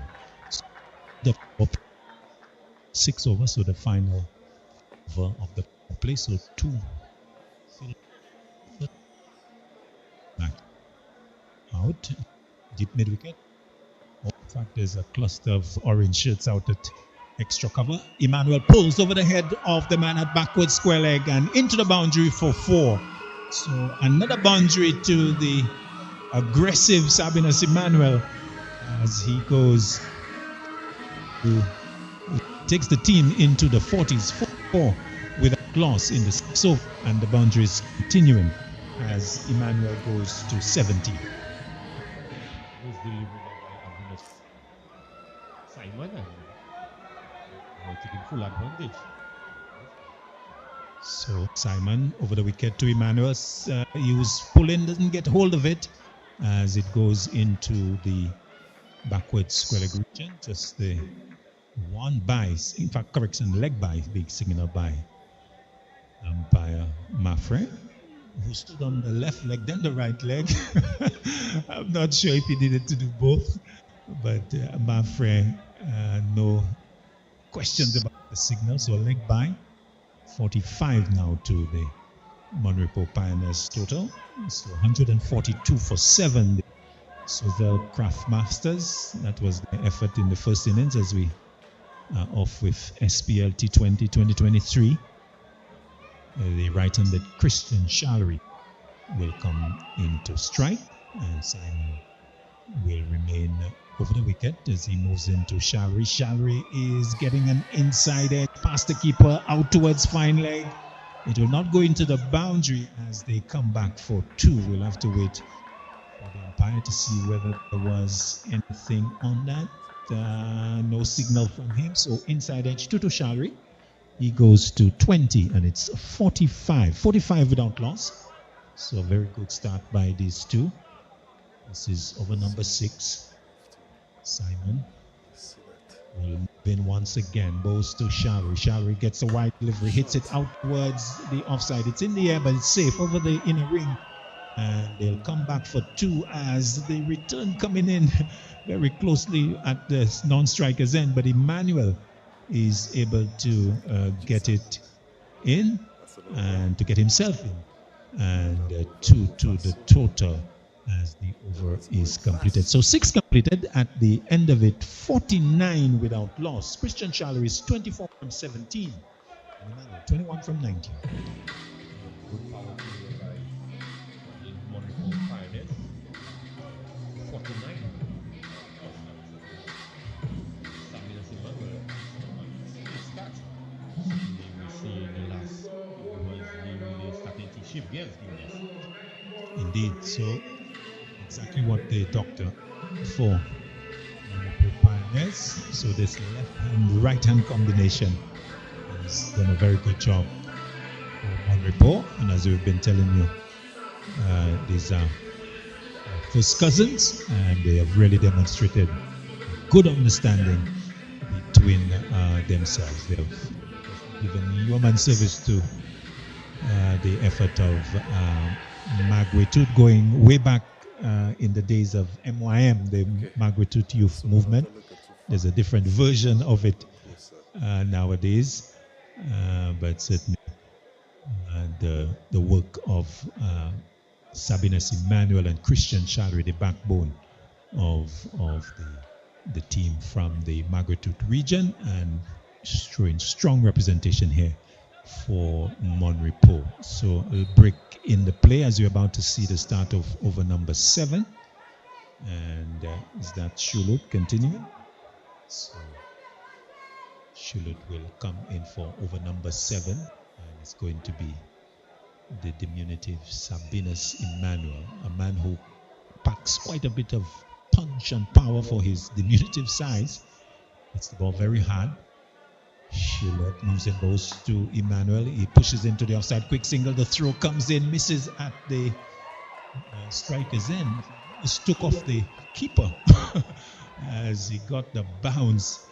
But importantly for Monrepo, shall arrive safely. One more to the toast, and the 50 comes up. So 50 coming up for the Monrepo Pioneers, and a very solid start, Greg Shaw. Yes. Water juice, what do you have? Greg You have Wilson. ice downstairs? Okay. Not sure why I'm calling you Shalry. Perhaps it's because it's Christian Shalry who's You good? in strike. He All right, waits good. Stay so. as it's going to be Shulet to move in once again as he comes in from the salvos to Christian, who hits it into the offside. The sweeper is posted straight to him, See where that go. Where that go? and it will be just a single as the bounce return comes into Jason Simon. So one more to the total, 51 without loss. And with this single, Christian Shalry going to 25 from 19, from 18. Sabinas 22 from 20, and currently scoring at 6.2. Delivery that's outside the off stump. Sabinas with a big drive, and not able to make contact into the gloves of Simon, the wicketkeeper.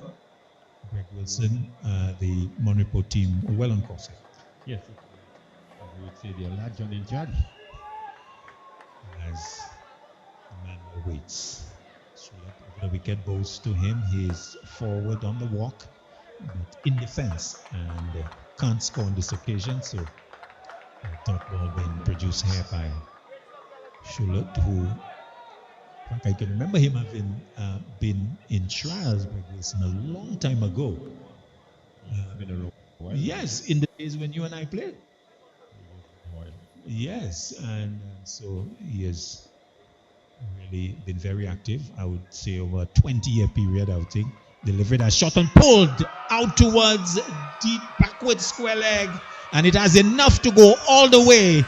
Another maximum from the pocket rocket, the man Sabinus Emmanuel. Short delivery, and he was onto it in a flash and hooking it over deep backward square leg, and the ball sailing across the night skies and over the boundary for 6. So he goes to 28, and it's 57 without loss in the 7th over. Really starting to move for the gears. Short position very quickly, and for a moment, Royce was simply uninterested. English, and they got hit with the wind. The steam way over the head of just a spectator. Who is struck well by his family.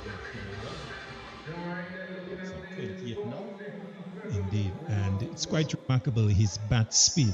Little man, and he's very quickly onto that, as we see in the replay.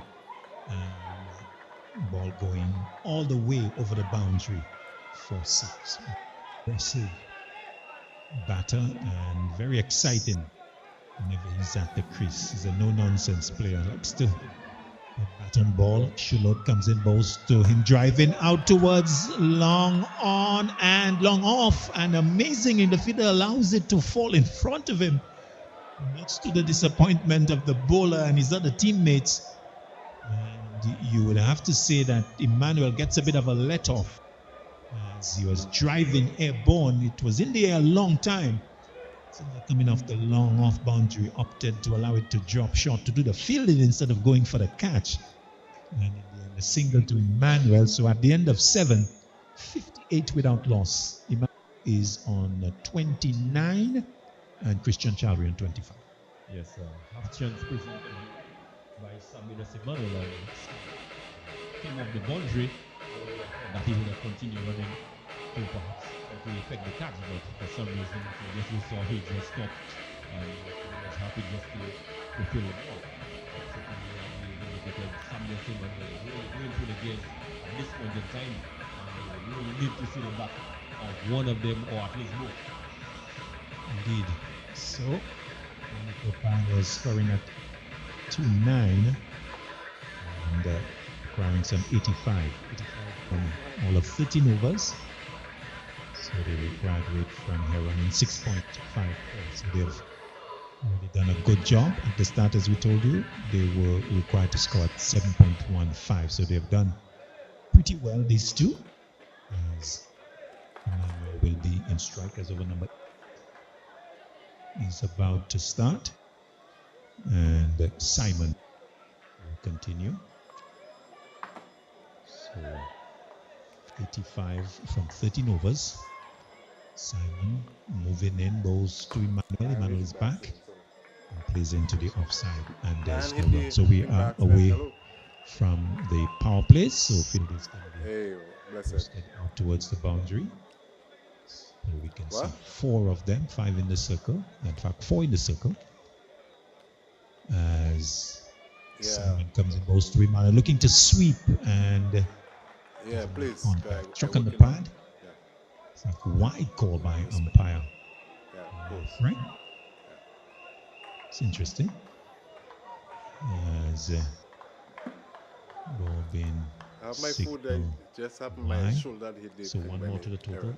59. 59 for 1. Simon Bowles, Emmanuel plays it airborne but safely out towards square leg. He wants the second, but he will not come for it. Slipping the non-striker's end as he turned, looking for the second. So like just a 1 taken. 60 now. 60 without loss over number 8 in progress. As the right-handed Christian Charlotte will come into strike. The captain of the Monrepo Pioneers team have won the toss and have gotten himself into winning ways at the start of the game. Would want to continue as he goes back and bowled. Afraid that he was looking to push me into the offside. Maybe too much room and exposing all 3 stumps, and Simon coming in and hitting the leg pole. So the end of Christian Chalry going back and just not having the room to play into the offside. master type delivery. And so the fall of wicket number 1. The Choiseul Craftmasters join first blood here. 64-1. Christian shot going bowled by Simon for 25. And Monrepo Pioneers losing their first wicket in the 8-4.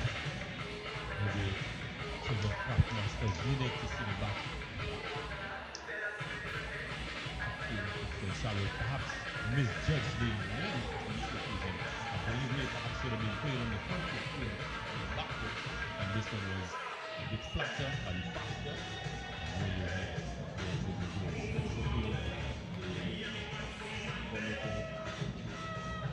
Pioneers would have gotten a good enough start from this zone, some 60 runs, and really it was so certainly the platform has been set for this. Indeed, so the fall of Christian Shari, as we see the action very much on here at the Darren Sammy Cricket Ground. The dancers very much here with us, and music also out in the Johnson Charles stand and creating a nice atmosphere as the 20 returns after the hiatus surrounding COVID-19. So we are back in action. It's really nice to see the Cricket Association really coming through with local T20 cricket. This is game number 1 of the 2023 version, and a number of matches here at the Darren Sammy Cricket Ground. Action continues tomorrow, over the weekend, and into next week. We'll give you an indication of the fixtures going forward. Delivery that is outside the off stump as the new batter comes in, Lesmore, replacing Shalry. Emmanuel is still there at the striker's end. So 60-1 as Simon will move in once again, bowls to Lesmore. Lesmore back, hits into the offside, will get runs out towards backward point. It's going to go a long way into the boundary, in fact crosses it now. Nicely put away by Lesmore. He had the width, went back and cut it past the backward point to his right. In fact, the short field man to his right and the backward point to his left, and nicely into the gap for 4. So he gets marked 64 for 1. And a good start from Lesmore.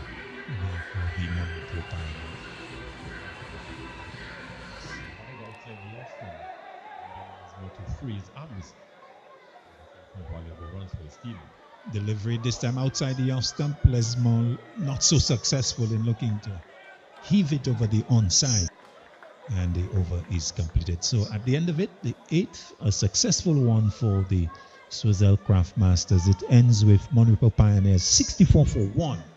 Emmanuel 30 from 26. And Rowan Lesmore is just come in 4 from 3 deliveries.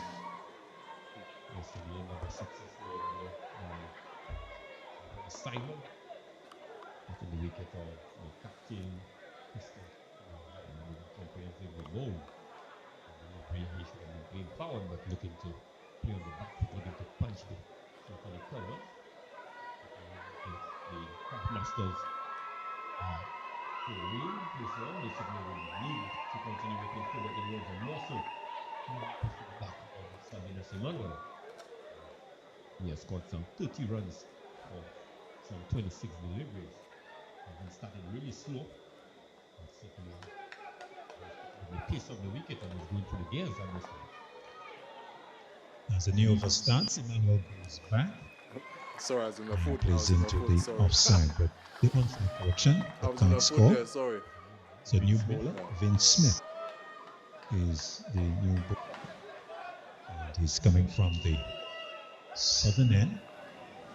And he's bowling around the wicket to Emmanuel, who's looking to drive outside the off stump, doesn't make contact.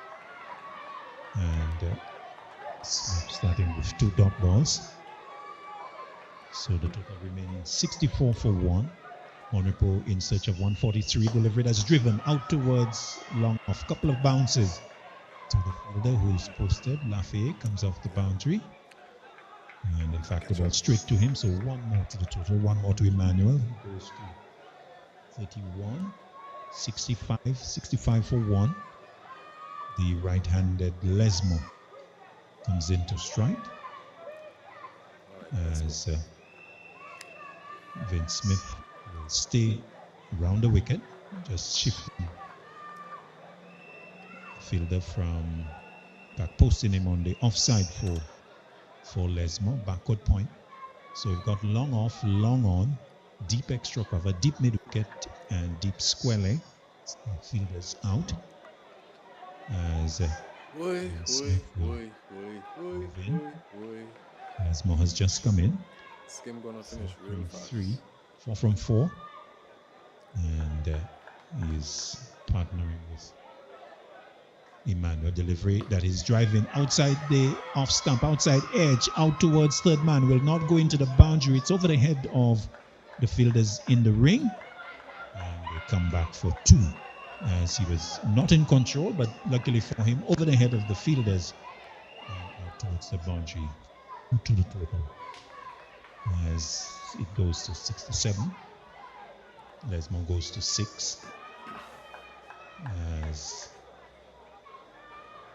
he comes in once again. Simon bows to Smith, bows to Lesmo. Lesmo whipping that and down to the backward square leg region, which is and into the boundary in front of us for 4. A loose delivery from Smith.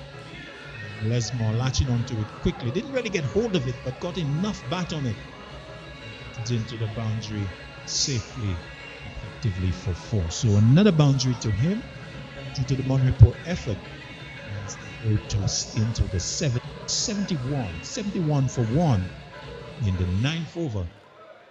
And Monrepo continuing the scoring momentum now. Smith moving in, balls to Lesmo. Lesmo lost that out towards long off field. The posted, takes the catch, tumbles. Does he? Well, seems to have put it down in the end. And the return coming in from him. But in the end, what really obtains, well, in fact, 6 runs now being signaled by the umpire. A delivery that was pitched up and the fielder on the boundary. Benjamin, the Dominican, not able to hold on. Perhaps the momentum of the catch taking him actually over the boundary. And in the end, he made a bit of a meal of it, put it down. And in process, yes, clearly the ball going over the boundary. And 6 being signaled by the so Lesmo benefits with that little mishap on the boundary there as he goes to 16 at the end of the 9th over, 77 for 1. The luck not going Choiseul's way at the end of this over. A very productive over for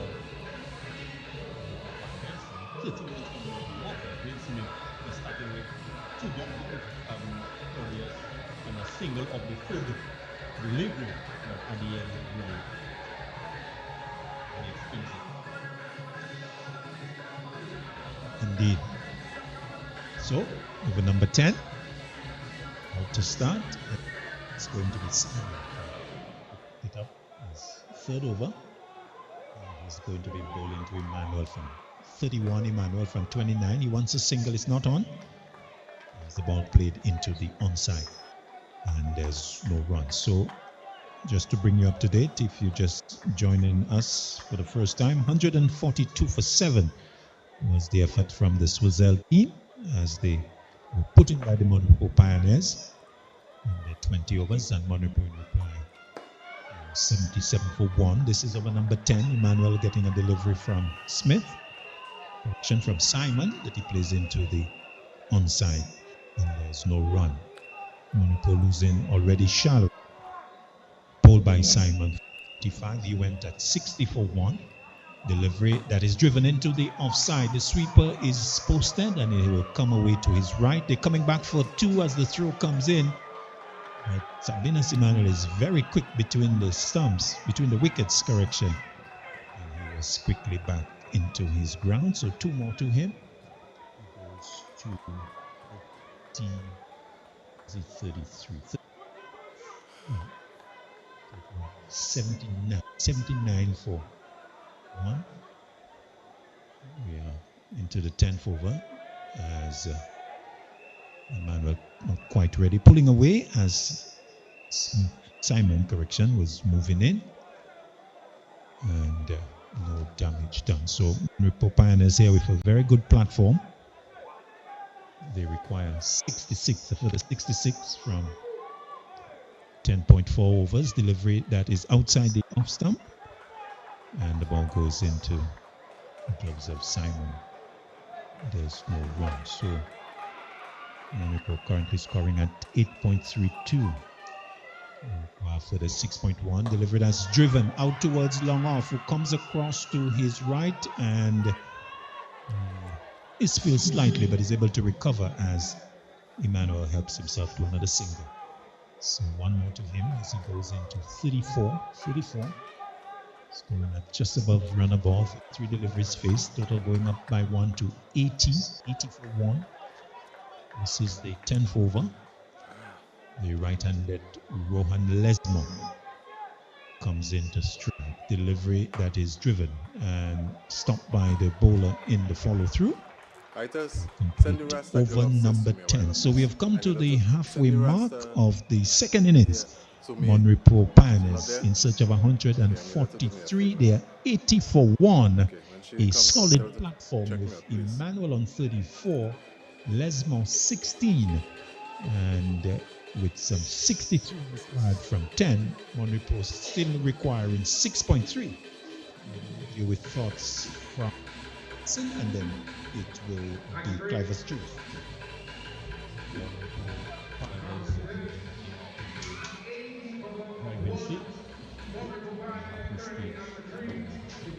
With at a rate of 8 and over, in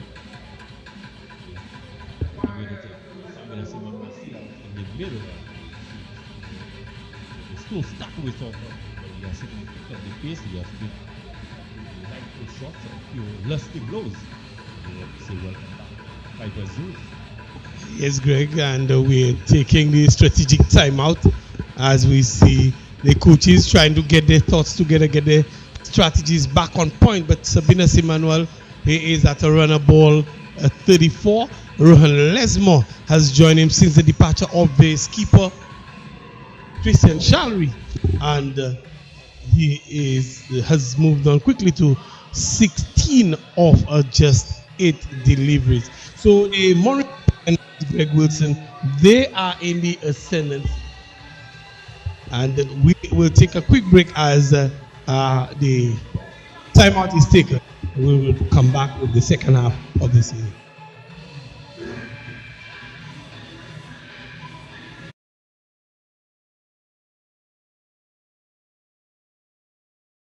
US Polo Association is having a massive sale at both locations at the Castries and Baywalk Mall. 30 to 70% off. That's right, 30 to 70% off. Men's, ladies, and kids apparel. Now is your chance to get your favorite outfits at fantastic savings. 30 to 70% off. And it's all happening at both locations, Castries and the Baywalk Mall. US Polo Association would like to thank our loyal customers for the years of support. Don't forget, 30 to 70% off. Sale now on.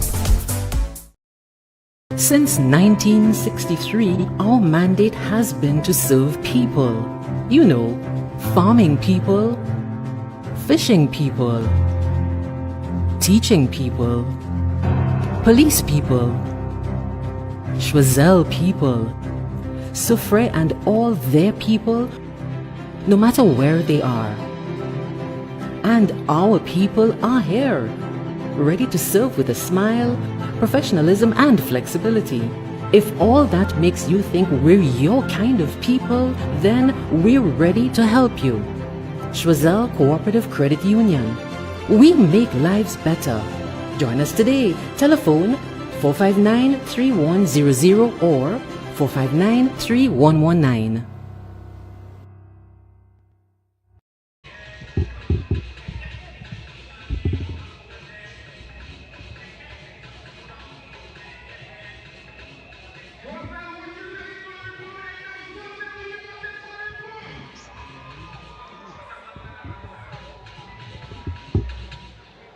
Sponsors for tonight's series, we have KFC, the National Lotteries Authority, Bank of St. Lucia, Nagico, Computer and Business Services, Flow, and of course, Scott Sports and Awards.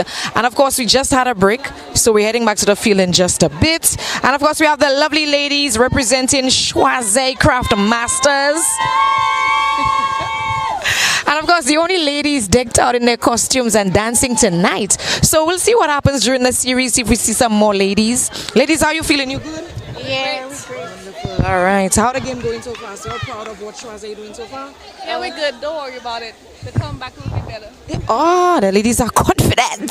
So we'll see what's happening. All right. Thank you so much for joining us. And of course, I'm Ika here with you at Darren Sammy Cricket Grounds. We're heading back to the field. This is the 11th over being bowled now. Smith, right arm round the wicket into Rohan Lesmo, top edge, and will be taken. And as we saw in the first innings, right after the break, something is happening. There's only the second ball in the 11th over. Vince Smith, Rohan Lesmo going for the big heave and top edging to. It takes a relatively simple chance that is presented to him. The second wicket goes down for the Monripo Pioneers. Yes, well, truly the consistent themes of this beautiful game that after a break, it usually brings a wicket. We had just discussed that someone needed to raise their hands for the Choiseul Craftmasters team, and Vince Smith, an experienced off-spinner, a former national player, answering the call for his captain, Jason Simon. And how Choiseul Craftmasters needed that one. The cheerleaders have been bouncing, and Vince Smith has given them another reason to bounce. Keon Gaston, he joined Sabina's Emmanuel. Keon Gaston, I think he suited up for Wavin Libe in the M Cup. That's right, Wavin Libe.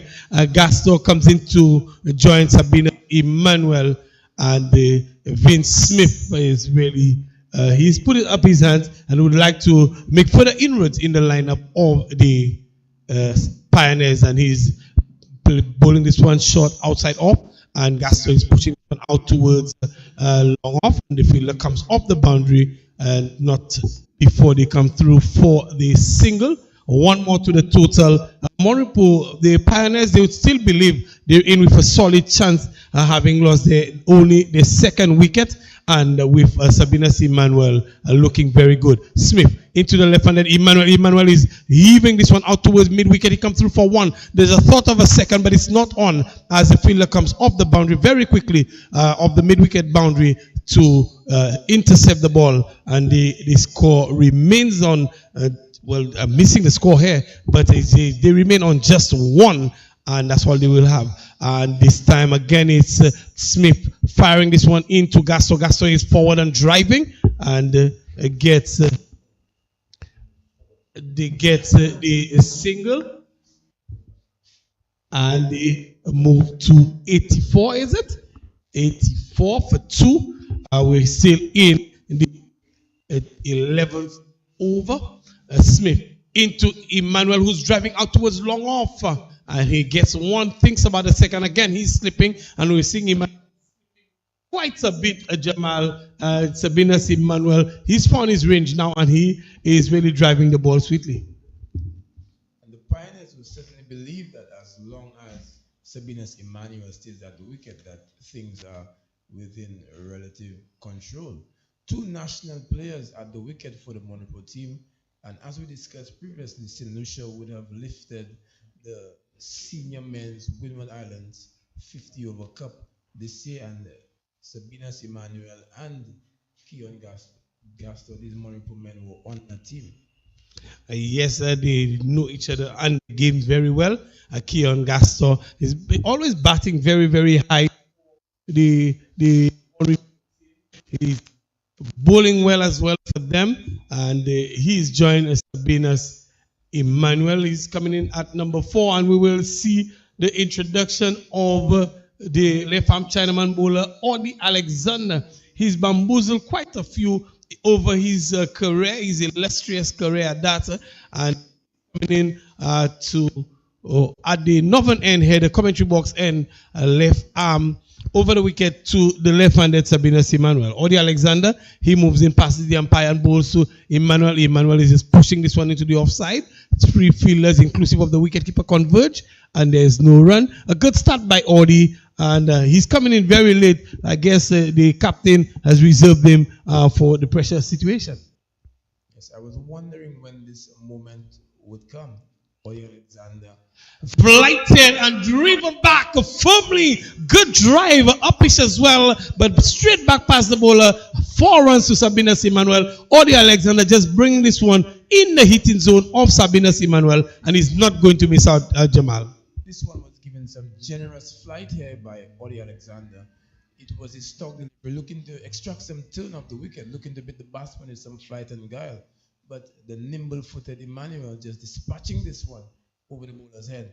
This time he just fires this one in down the leg side. The wicketkeeper had some work to do and was able to do so. But Odi Alexander been put under some pressure by Sabina Emmanuel. Firing this one in well down the leg side. One more to the total, and the Pioneers are really matching closer to the winning target. Flighted.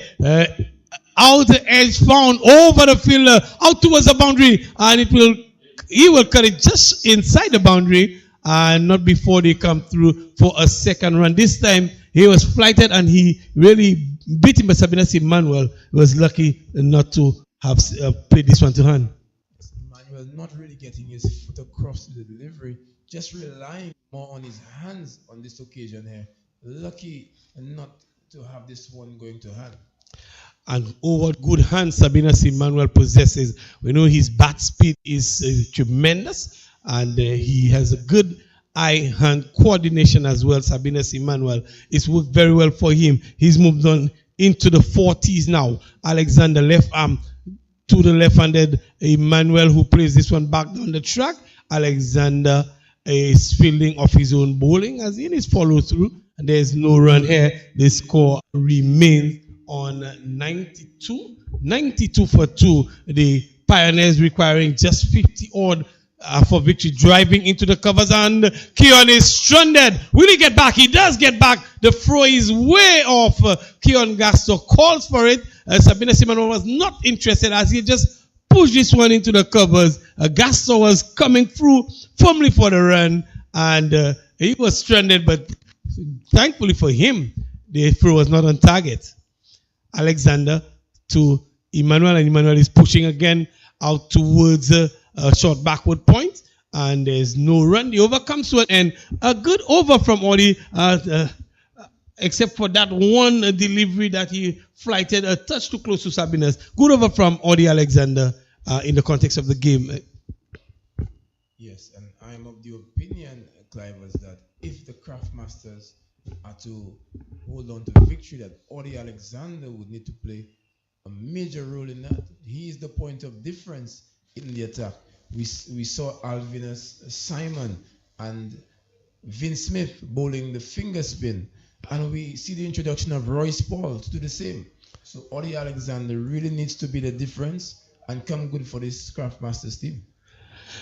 Definitely, Odi Alexander would have to use his experience, his guile, all his good nature, good skill to come to bear on this game. At the moment, the Pioneers are sitting in control of this one. Sabina Emmanuel run a ball 43 as Paul right arm over the wicket. He moves in to bowl to Gaston.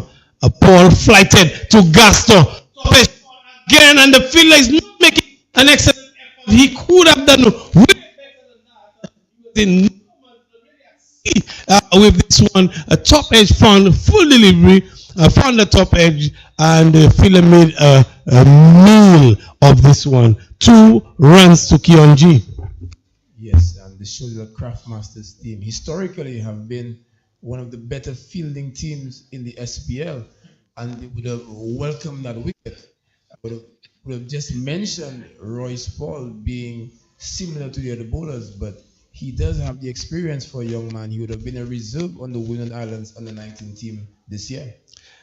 Paul to bowl to Gaston this time. He's using the pitch. He fires this one in and just goes past the outer edge of Gaston through to Jason Simon. Paul to Gaston. Gaston is driving out towards long on. There's a misfield, but the fielder recovers quickly enough to prevent a second run. And Gaston, he moves on by one.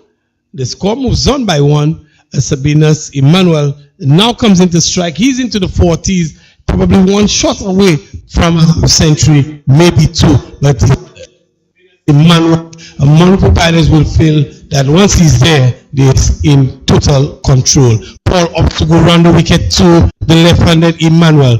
Paul into Emmanuel, and he has to press the reset button. Something did not go quite right. He has a third man inside the circle. Fine leg is also inside the circle as he goes to Emmanuel, who's driving back down the track, and the fielder from short extra cover moves around and feel it looks like Benjamin. I'm not quite sure from this vantage point. Paul round the wicket to Emmanuel, and Emmanuel is driving this one all along the ground out towards long on, and they come through for the single as the fielder comes very quickly off the boundary rope. It's Audie Alexander, and he is very fast, lightning fast is Audie. They come through for the single. Emmanuel moves on by one. The score moves on by one also to 96, is it? For two are the Pioneers. Gaston is back in strike, and it's Paul to continue and driving into the coverage, and the super comes off the boundary. They come through for one. They don't even think of the second. That's the end of the over, and at the end of the one Repos Pirates sitting very comfortably on 97 for 2 with Emmanuel on 44 and Keon Gaston is on 6. Yes, and the introduction of Royce Paul here, he really introduced some.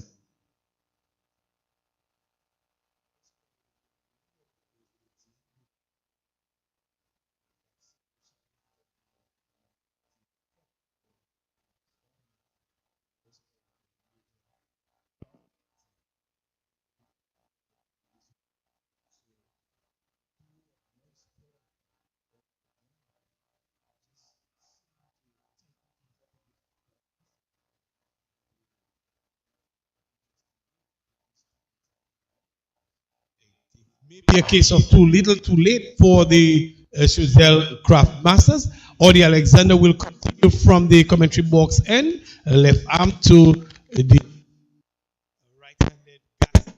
first time in this innings. Alexander to Gaston. This one is outside off. He's missing it through to wicketkeeper Jason Simon. Audie Alexander definitely has the skill set to take control or to put some respectability in this one. He's flighted. Keon Gaston gets under it. High, handsome. The fielders come in, but they're just going to watch it fall and feel it on the bounce. I think a little bit more aggressive effort was needed from Royce Paul in the outfield to try to make a catch of this one, Jamal. I think there was some confusion with the men on the field as to who was the rightful person for that catch. Royce Paul, he looked to have moved a bit slowly towards this one, not really alive to the opportunity, and Keon Gaston escapes. Definitely, craft masters will need some brilliance, especially in the field, to really come back into this one. Alexander this time to Emmanuel. Emmanuel is playing this one into the offside. A chance of a run out. And the wicketkeeper comes around, Jason Simon, and tries to effect the run out, missing the stump. But I think Keon Gaston would have been home. It was a good run taken. Sabinas Emmanuel played this, weighted it nicely into the onside, and Keon came through for a single.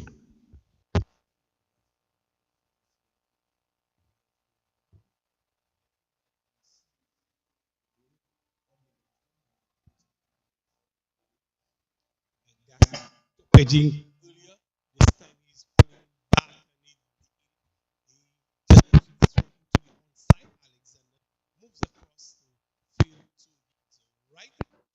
run, a dot ball, resulting in a score of 99 for a loss of 2. Alexander to Gaston, and Gaston is not quite ready. He pulls out of it, and the umpire signals a dead ball as Alexander makes a move. He is making some minor adjustments to his field. He's asking Morissette to move to his left. Alexander to Gaston outside off, and Gaston is stroking this one into the covers, finds the fielder, and there's no run. If this one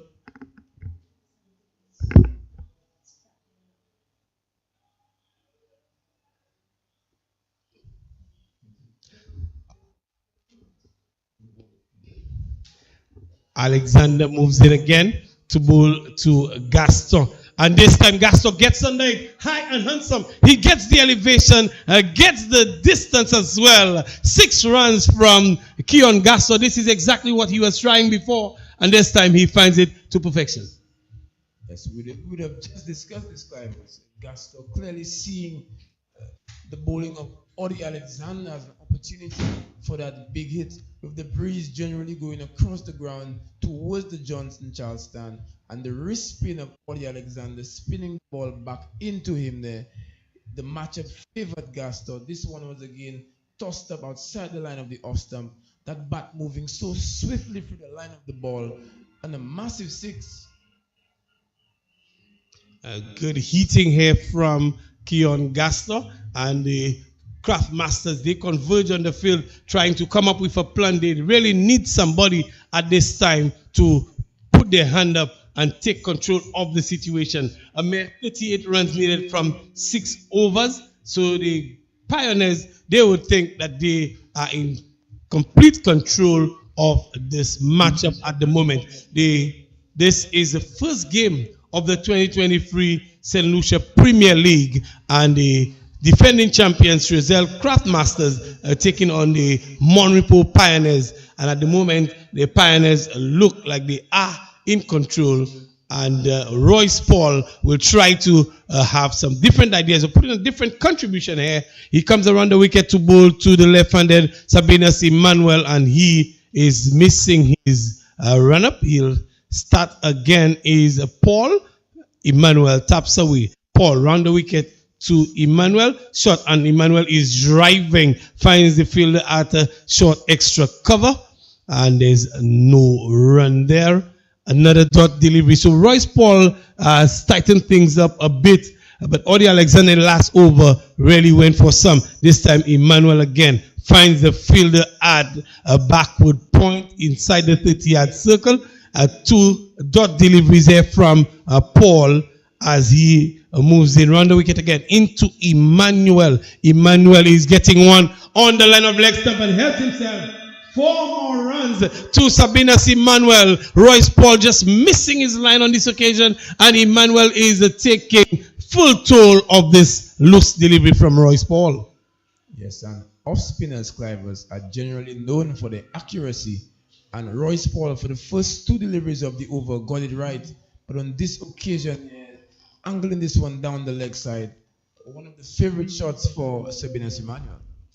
Sabinas Emmanuel helping himself, and he is very close to, if he's not that mark, getting a little bit of help with that. Sabinas Emmanuel would be close to the half section, drives powerfully out towards a long off, and he comes through that single. Sabinas Emmanuel, he raises his bat.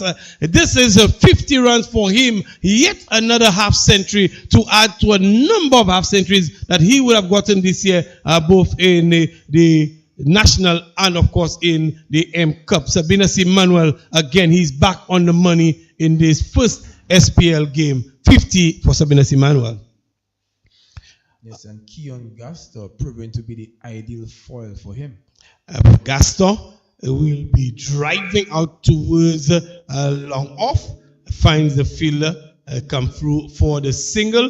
1 more to the total. Emmanuel raising his 50 in that over. The Monrepo Pioneers continue to march along to victory. Only 2 wickets down, and it does not seem like the bowlers from the Craft Masters have the answer. As Emmanuel, he's now raised his 50, faces up to Paul, and he is driving to the offside this time. He takes a good pace, just waiting it nicely out towards a point and come through for the single. One more to the total. Emmanuel moves to 51. The over comes to an end. Over number 15 comes to an end with the Monrepo Pioneers sitting pretty at 112 for 2. 112 for 2. We will hear more from you, Jamal, and then it will be Claudius Emmanuel to take you to the end of play.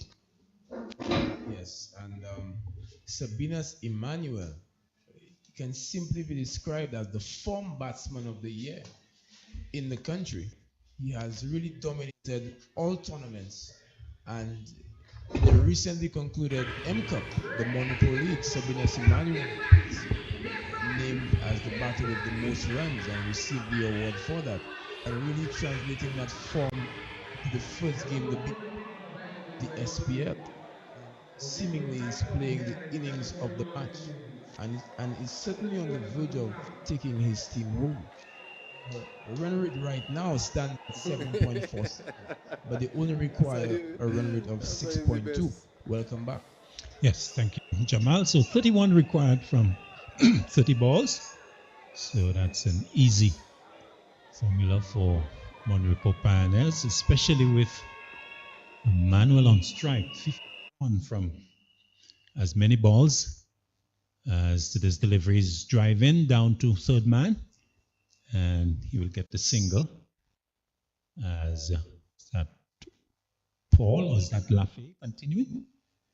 Yes, Lafay? the reintroduction of Sky Lafay. Yes. It says to us that the captain really wasn't pleased with the contribution of Alexander. More was expected from his leadership and experience, but on the first night of the SPL, his first ball has thus far been unable to deliver the goods.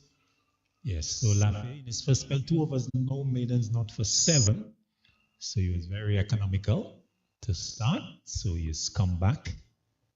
But he's got a lot of work to do because Monrepo, they have only lost the 2 wickets, and as we told you, now 30 required from 29 balls. Delivery that brings Gaston forward, back, but playing up onto the offside, brings long off of the boundary, and he'll get one more. A single that takes him to 15 and brings Emmanuel into strike.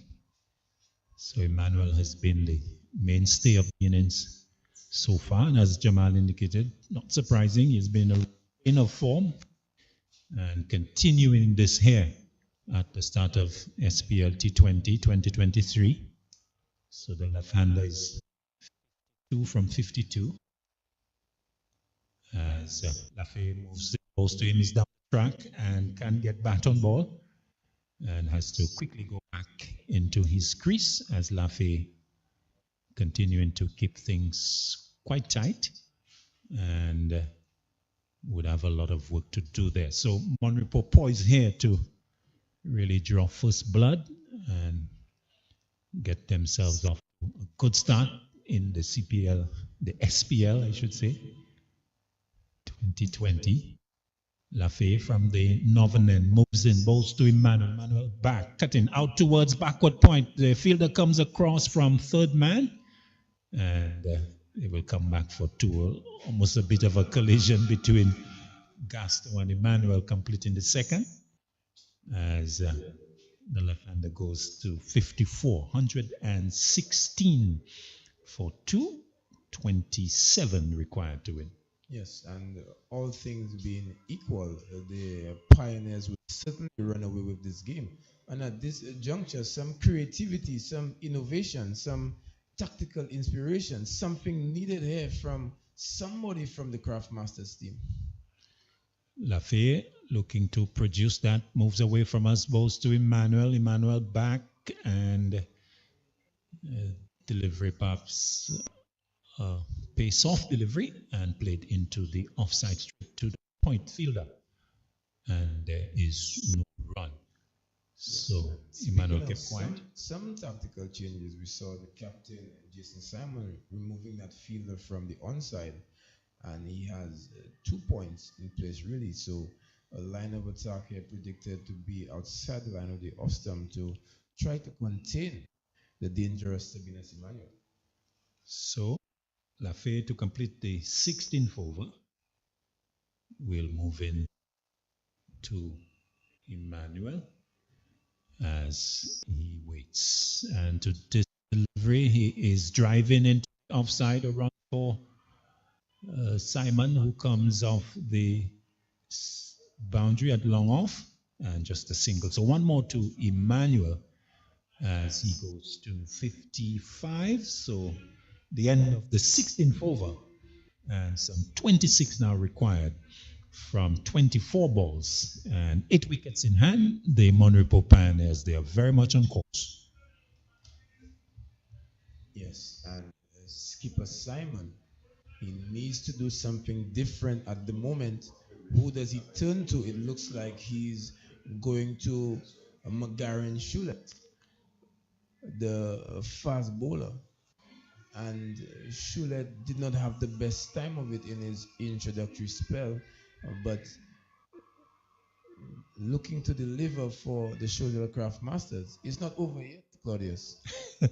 But really, it's a tall order for the Craft Masters, because with Emmanuel, they're well and truly large and in charge.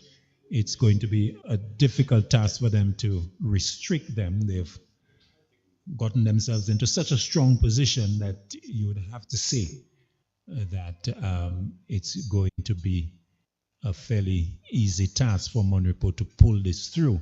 And certainly, should they not do it, you would be very surprised, because they've got themselves with a solid platform, that opening partnership of 50 between Emmanuel and Shallery. And really, it was there, you would have to say, that the foundation was laid for this position. Now, the left-hand, right-hand combination, they were able to quell or quench any and everything that the Craft Masters threw at them. And so it's really a formality now, you'd have to say, with Emmanuel needing to obviously stay on to the end. But with 26 left from 24, it is a fairly easy ask. Opens the partnership of Sabinus Emmanuel and Christian Shallery. This delivery from Shulet is hoiked down to long off, a dive in, catch, put down, long on in fact, put down by the fielder coming off the boundary. And Emmanuel gets another let off as he was driving down to long on. The fielder came off the boundary, tumbling forward with the attempt to catch, and maybe not getting enough on it, not able to hold on. Emmanuel getting the single and going to 55. It's 2 for 118 in the 17th over. Yes. If anyone would have taken that catch, it would have been Odi Alexander. You would have mentioned previously that he's lightning quick across the ground and one of the best fielders in this Craft Masters unit. But things certainly not going the way of the Craft Masters at the moment. As Gaston comes in to strike, it's 15-13, and he is going to face up to Shulet, who comes in from the southern end, bows to Gaston, gets a loose delivery, clips it away out towards deep backward square and into the boundary, head of the man coming from the square leg position. So another boundary to Gaston that takes him to 19. Monrepo motoring along here, 122 for 2. And a loose delivery put away as Monrepo Pioneers, they get closer and closer. 21 needed now for victory. Yes, McGarren Shulet here just erring on the line of a leg stump. It's one over pitch. His gestures indicated that this ball is slipping from it. We've seen a number of the bowlers carrying the rags, so due certainly played a factor here at the Dscg. Shulet looking to keep his grip on that delivery as he comes in now. Bows to Gaston. Gaston is back and plays it down to third man. On the edge of the circle, he'll get the single as Emmanuel responds well. A little hesitation from Gaston, but I think in the end he realized it was safe. Emmanuel calling him through. One more to the total, 123 for 2. 20 needed from the remaining deliveries. That's what, 18, so 20 from 21, I make it. And easy does it here for Mon-Repos Pioneers. Choiseul wanting to create a bit of panic in the Mon-Repos Pioneers camp, looking to prize out the wicket of Emmanuel. Choiseul moves in, bowls to Emmanuel, short, looking to pull, and doesn't really get hold of it in the end, perhaps even pulling out of the stroke, maybe change of pace as well, as the ball going on the bounce to Simon. You think it's all over for Choiseul? Cricket is a game of glorious uncertainties and shifting fortunes. So you never know, Claudius. You just never know. Choiseul moving into Emmanuel. Emmanuel, big appeal, not outside umpire Mastre, and Choiseul with the hands to the head. Can't believe that he's not gotten agreement from the umpire here. In fact, the umpire signals leg by as Emmanuel goes to the non-strikers end. 124 for 2. 19 needed as Gaston comes into strike. Yes, just looking at the replay of this one here, it appeared to me that it may have pitched outside the line of the leg stump, and so possibly a good decision here by umpire Ashby. So Choiseul now will bowl to Gaston, the right-hander. Delivered that short and hit into the offside and into the boundary for 4, nicely bisecting the gap between squarish short third man and backward point, and threading that ball through nicely and into the boundary for 4. So another boundary for Gaston as the total goes to 128 for 2. Short and loose delivery by Choiseul being put away, and Gaston has shown the ability to find the gaps, and no difference on this occasion here, finding the gap nicely. He goes to 24 and 15 required as we complete over number 17. So 15 from 18.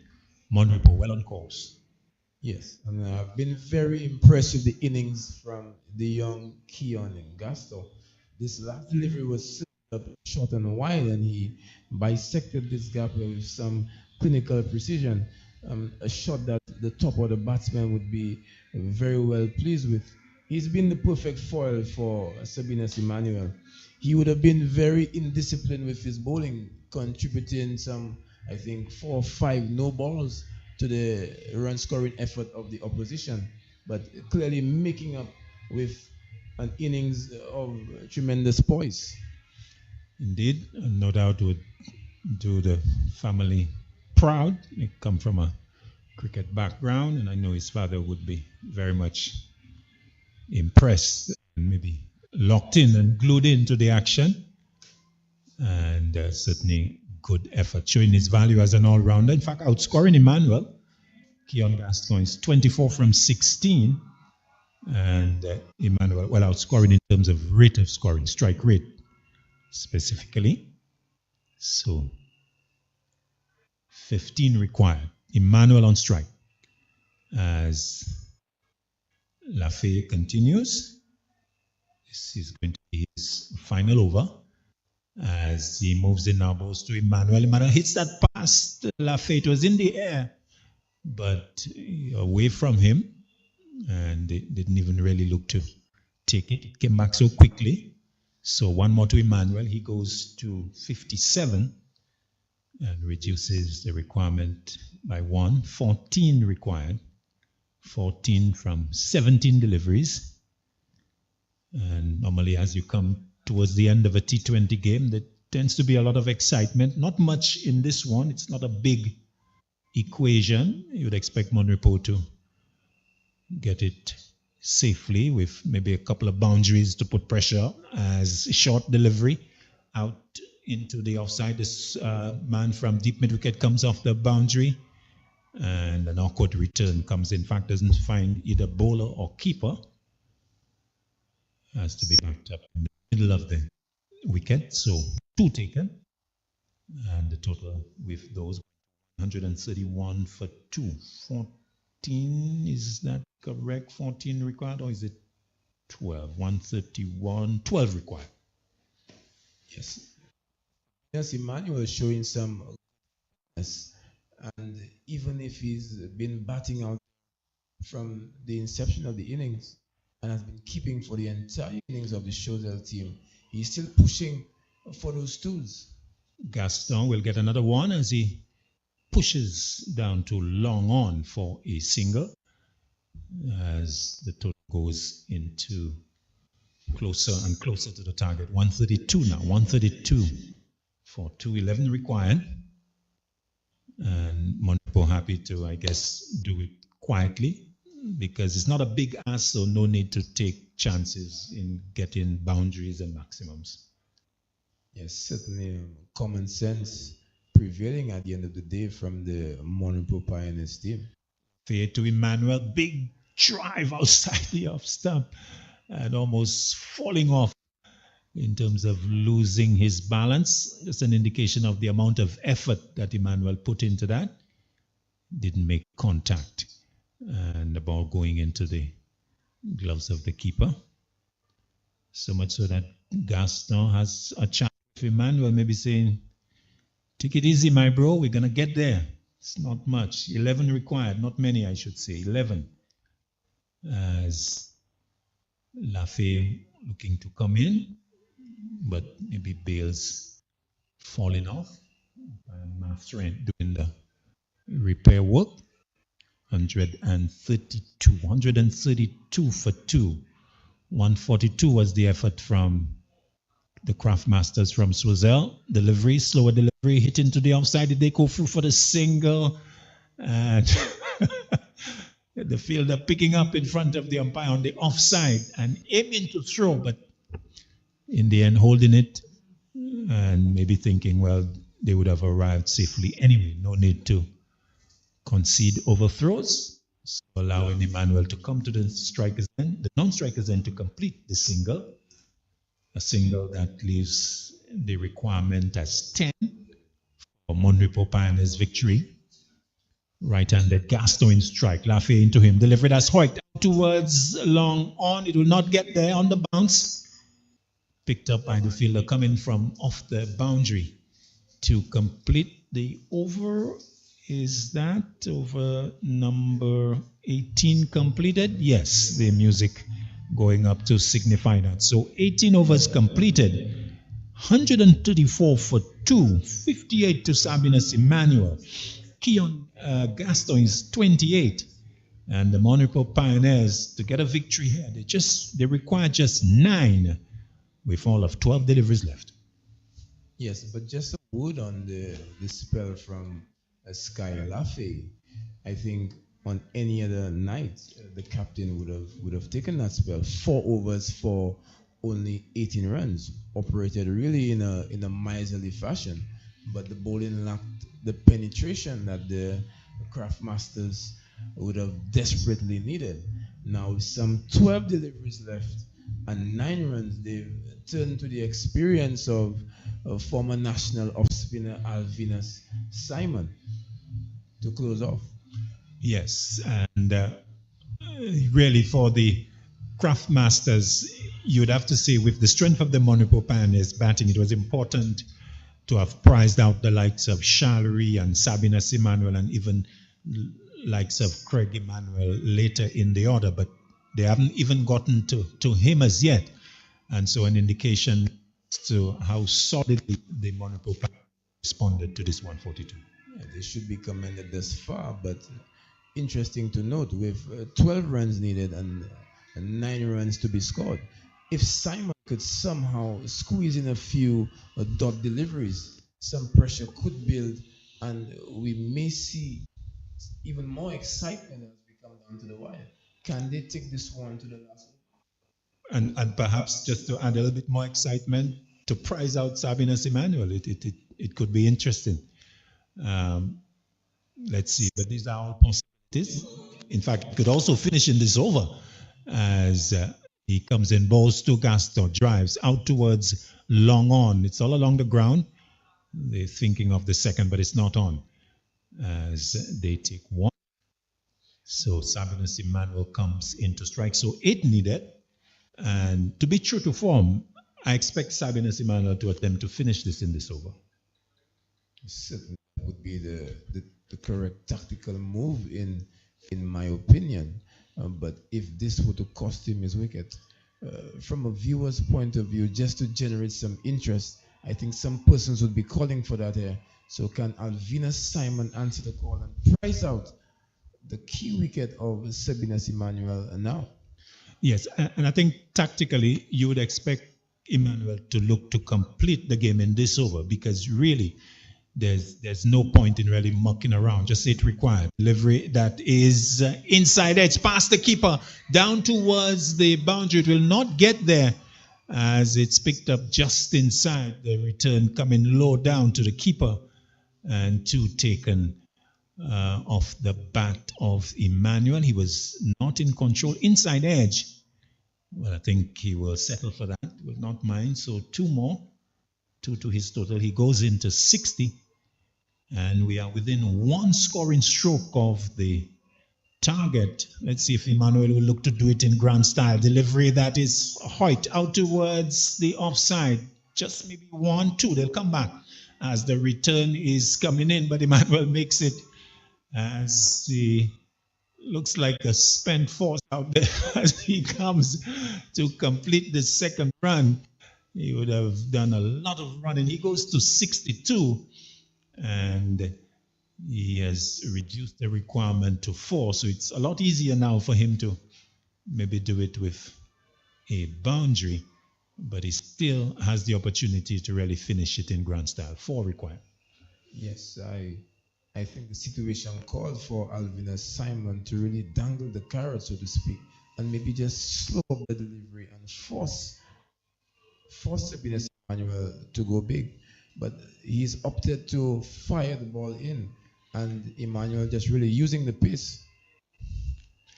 Emmanuel waits for 4 required. Simon bowls to Emmanuel. Emmanuel does it in grand style. It's over backward square leg for 6. It's a maximum, punctuating a very aggressive and dominant performance by the Monrepo Pioneers. Sabinus Emmanuel smashing Simon over tip backward square leg for 6 to end up on 68. 68 from 65 deliveries, and Monrepo 145 for 2.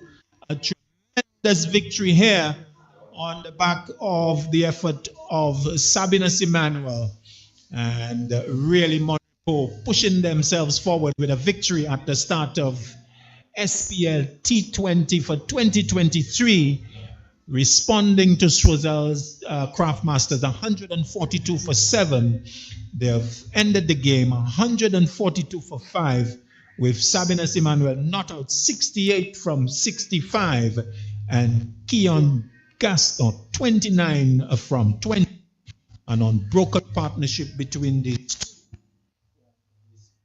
wicket, and a comprehensive victory by the Monrepo Pioneers. Jamal James, your thoughts? Yes, and interestingly enough, Simon again opting to go for pace on delivery, and as we say in cricket, in the arc and out the park. And even more interesting, this ball landed in the area designated for the Choiseul supporters. This one here going straight, the cheerleaders scattering from this humongous 6 there by Sabinus Emmanuel. He really played the innings of a champion.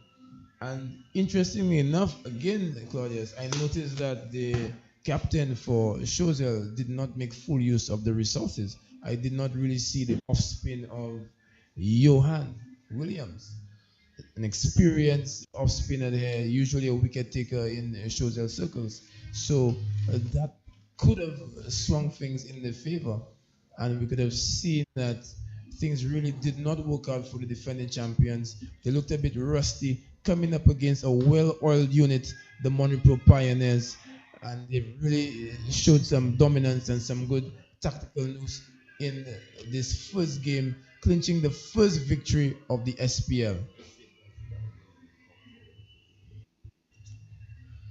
Okay, so that's the position here at the Darren Sammy Cricket Ground. So we've got the completion of this first SPLT20 game. The Monrepo Craft Masters, the Monrepo Pioneers winning against the Choiseul Craft Masters.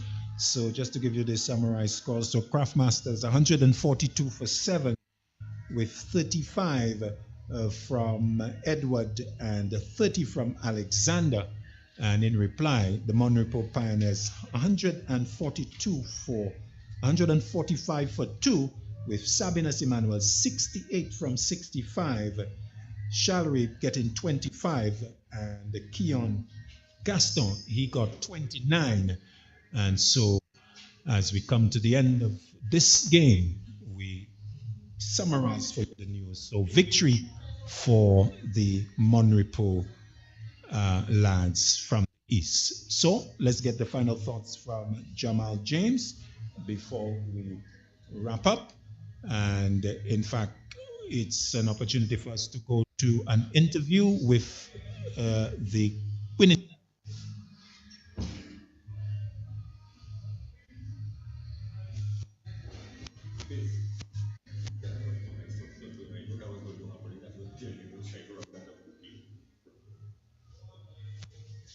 Wow, what a spectacular event right here at the Darren Sammy Cricket Grounds in Boseju.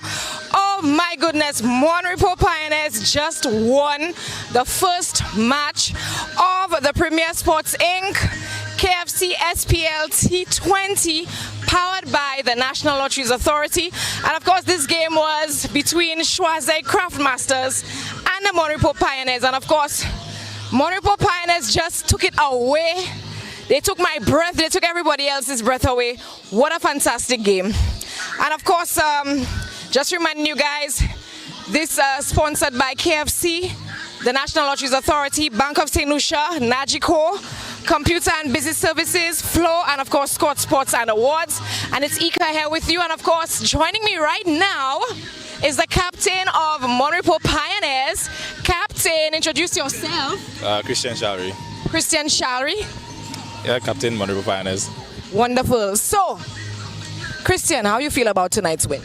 It was a good game. I think the wicket played a bit too paced initially for the opposing team, but I think in our innings it became a bit more true. The dew is a factor as well, so the ball gets a bit soft later on. So that's things that we need to look after going forward. But I think the guys did well, assessed the conditions, and they batted well. Most definitely. When I tell you good batting, that is the truth, because I saw some real high balls, some real good scores. But you know, Choiseul gave you all a run for a little bit, and then it looked like they kind of slowed down in the end. But all to make Monrepo Pioneers champions tonight. So, again, tomorrow, tell us what's happening tomorrow. Well, we have another game tomorrow. I believe it's at 8 o'clock. So we're going to be back here. Trying to get our second win, but yeah, the guys are feeling good. I think all the training has paid off, because we've been training around the clock every day of the week pretty much, and I think it's paying off tonight. Wonderful. So congratulations again, Captain Shalry from the Monrepo Pioneers, for winning tonight's first SPLT20 match. So joining me right now is captain of the Choiseul Craft Masters. Introduce yourself. Jason Simon. Jason Simon. All right. So, Jason, how do you feel about tonight's game? I mean, we would have wanted a win tonight. Unfortunately, it didn't turn out like that. But there are a lot of positives we can take from that. The way, we've just understanding the conditions and whatnot. But with that being said, I think the bowling, we were too many bad deliveries. Our bowling just need to improve a lot. We need to work on our bowling till the next game and just stick to the team plans. All right. Well, as far as the game is concerned, I saw that Choiseul was Craftmasters were on the ball, literally catching so many balls and, you know, giving Monrepo Pioneers a run for their money, literally. But in the end, you know what happened in the end. But I'm looking forward to, you know, when is your next match? We'll be playing again. So we're playing tomorrow. But with that being said, I must give credit to the Monrepo team. I think Sabinas up front, you know, steadied the ship for them. We got a few opportunities, didn't make the best of them. But hopefully we can make our necessary adjustments and come back tomorrow strong versus Soufrière. Wonderful. Oh, so Choiseul versus Sulphur City tomorrow. So this is going to be another exciting game right here at the Darren Sammy Cricket Grounds. So we're going to be interviewing some more persons here. Opening batsman from the Monrepo Pioneers. Introduce yourself. My name is Sabinas Emmanuel. Sabinas, oh, I heard your name just a while ago. So, from the Choiseul Craftmasters, Captain, just speaking about your delivery. So, how was the game for you tonight? It was a great match, I must say. I just stick to my plans and just execute it. Wonderful. So it paid off? Yeah, great. I know it was a lot of hard work as far as, you know, trying to beat Choiseul Craftmasters, but in the end, it was worth it. Yes. All right. So looking forward to another great game tomorrow? Yes, looking forward to a great game. Look forward to me. So make sure you get a lot of rest and come back with all that energy again tomorrow, all right? Yeah, thanks. Wonderful. But wait, before you leave, how does it feel to have, you know, won that award tonight? Well, it's a great feeling coming back with SPL, first man of the match. I'm very happy about that. Wonderful. So that means your name is on the books right about now. So you have a title to look up to, eh? Yeah. Wonderful. All right. So looking forward to seeing you again tomorrow night right here. Congratulations, man. Yeah, man. Yeah. Cool. Wonderful. So, folks, please come one, come all. This is the place to be. This series is happening until the 28th of October. And, of course, you need to be here. The tickets are reasonable. You know where the venue is. It's all about cricket. And, of course, it's our cricket. It's the St. Lucia Premier League. And, of course, brought to you. Yeah. What are you saying? Yeah, sure. We're showing you how to party.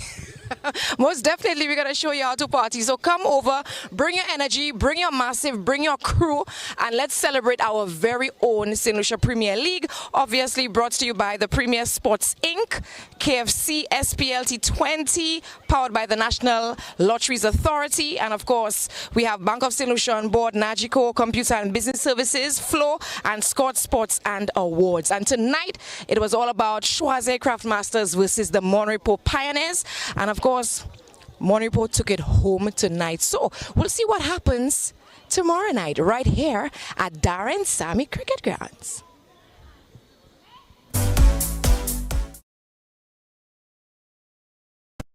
US Polo Association is having a massive sale at both locations at the Castries and Baywalk Mall. 30 to 70% off. That's right, 30 to 70% off. Men's, ladies, and kids apparel. Now is your chance to get your favorite outfits at fantastic savings. 30 to 70% off. And it's all happening at both locations, Castries and the Baywalk Mall. US Polo Association would like to thank our loyal customers for the years of support. Don't forget, 30 to 70% off. Sale starts Wednesday, October 11th.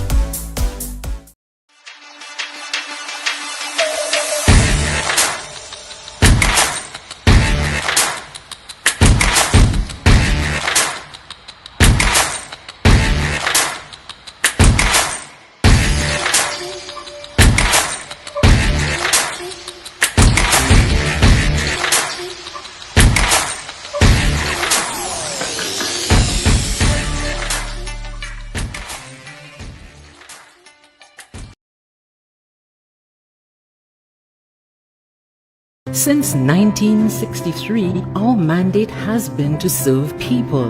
You know, farming people, fishing people, teaching people, police people, Choiseul people, Soufrière and all their people, no matter where they are. And our people are here, ready to serve with a smile, professionalism and flexibility. If all that makes you think we're your kind of people, then we're ready to help you. Choiseul Cooperative Credit Union. We make lives better. Join us today. Telephone 459-3100 or 459-3119. US Polo Association is having a massive sale at both locations at the Castries and Baywalk Mall. 30 to 70% off. That's right, 30 to 70% off. Men's, ladies, and kids apparel. Now is your chance to get your favorite outfits at fantastic savings. 30 to 70% off. And it's all happening at both locations, Castries and the Baywalk Mall. US Polo Association would like to thank our loyal customers for the years of support. Don't forget, 30 to 70% off. Sale now on.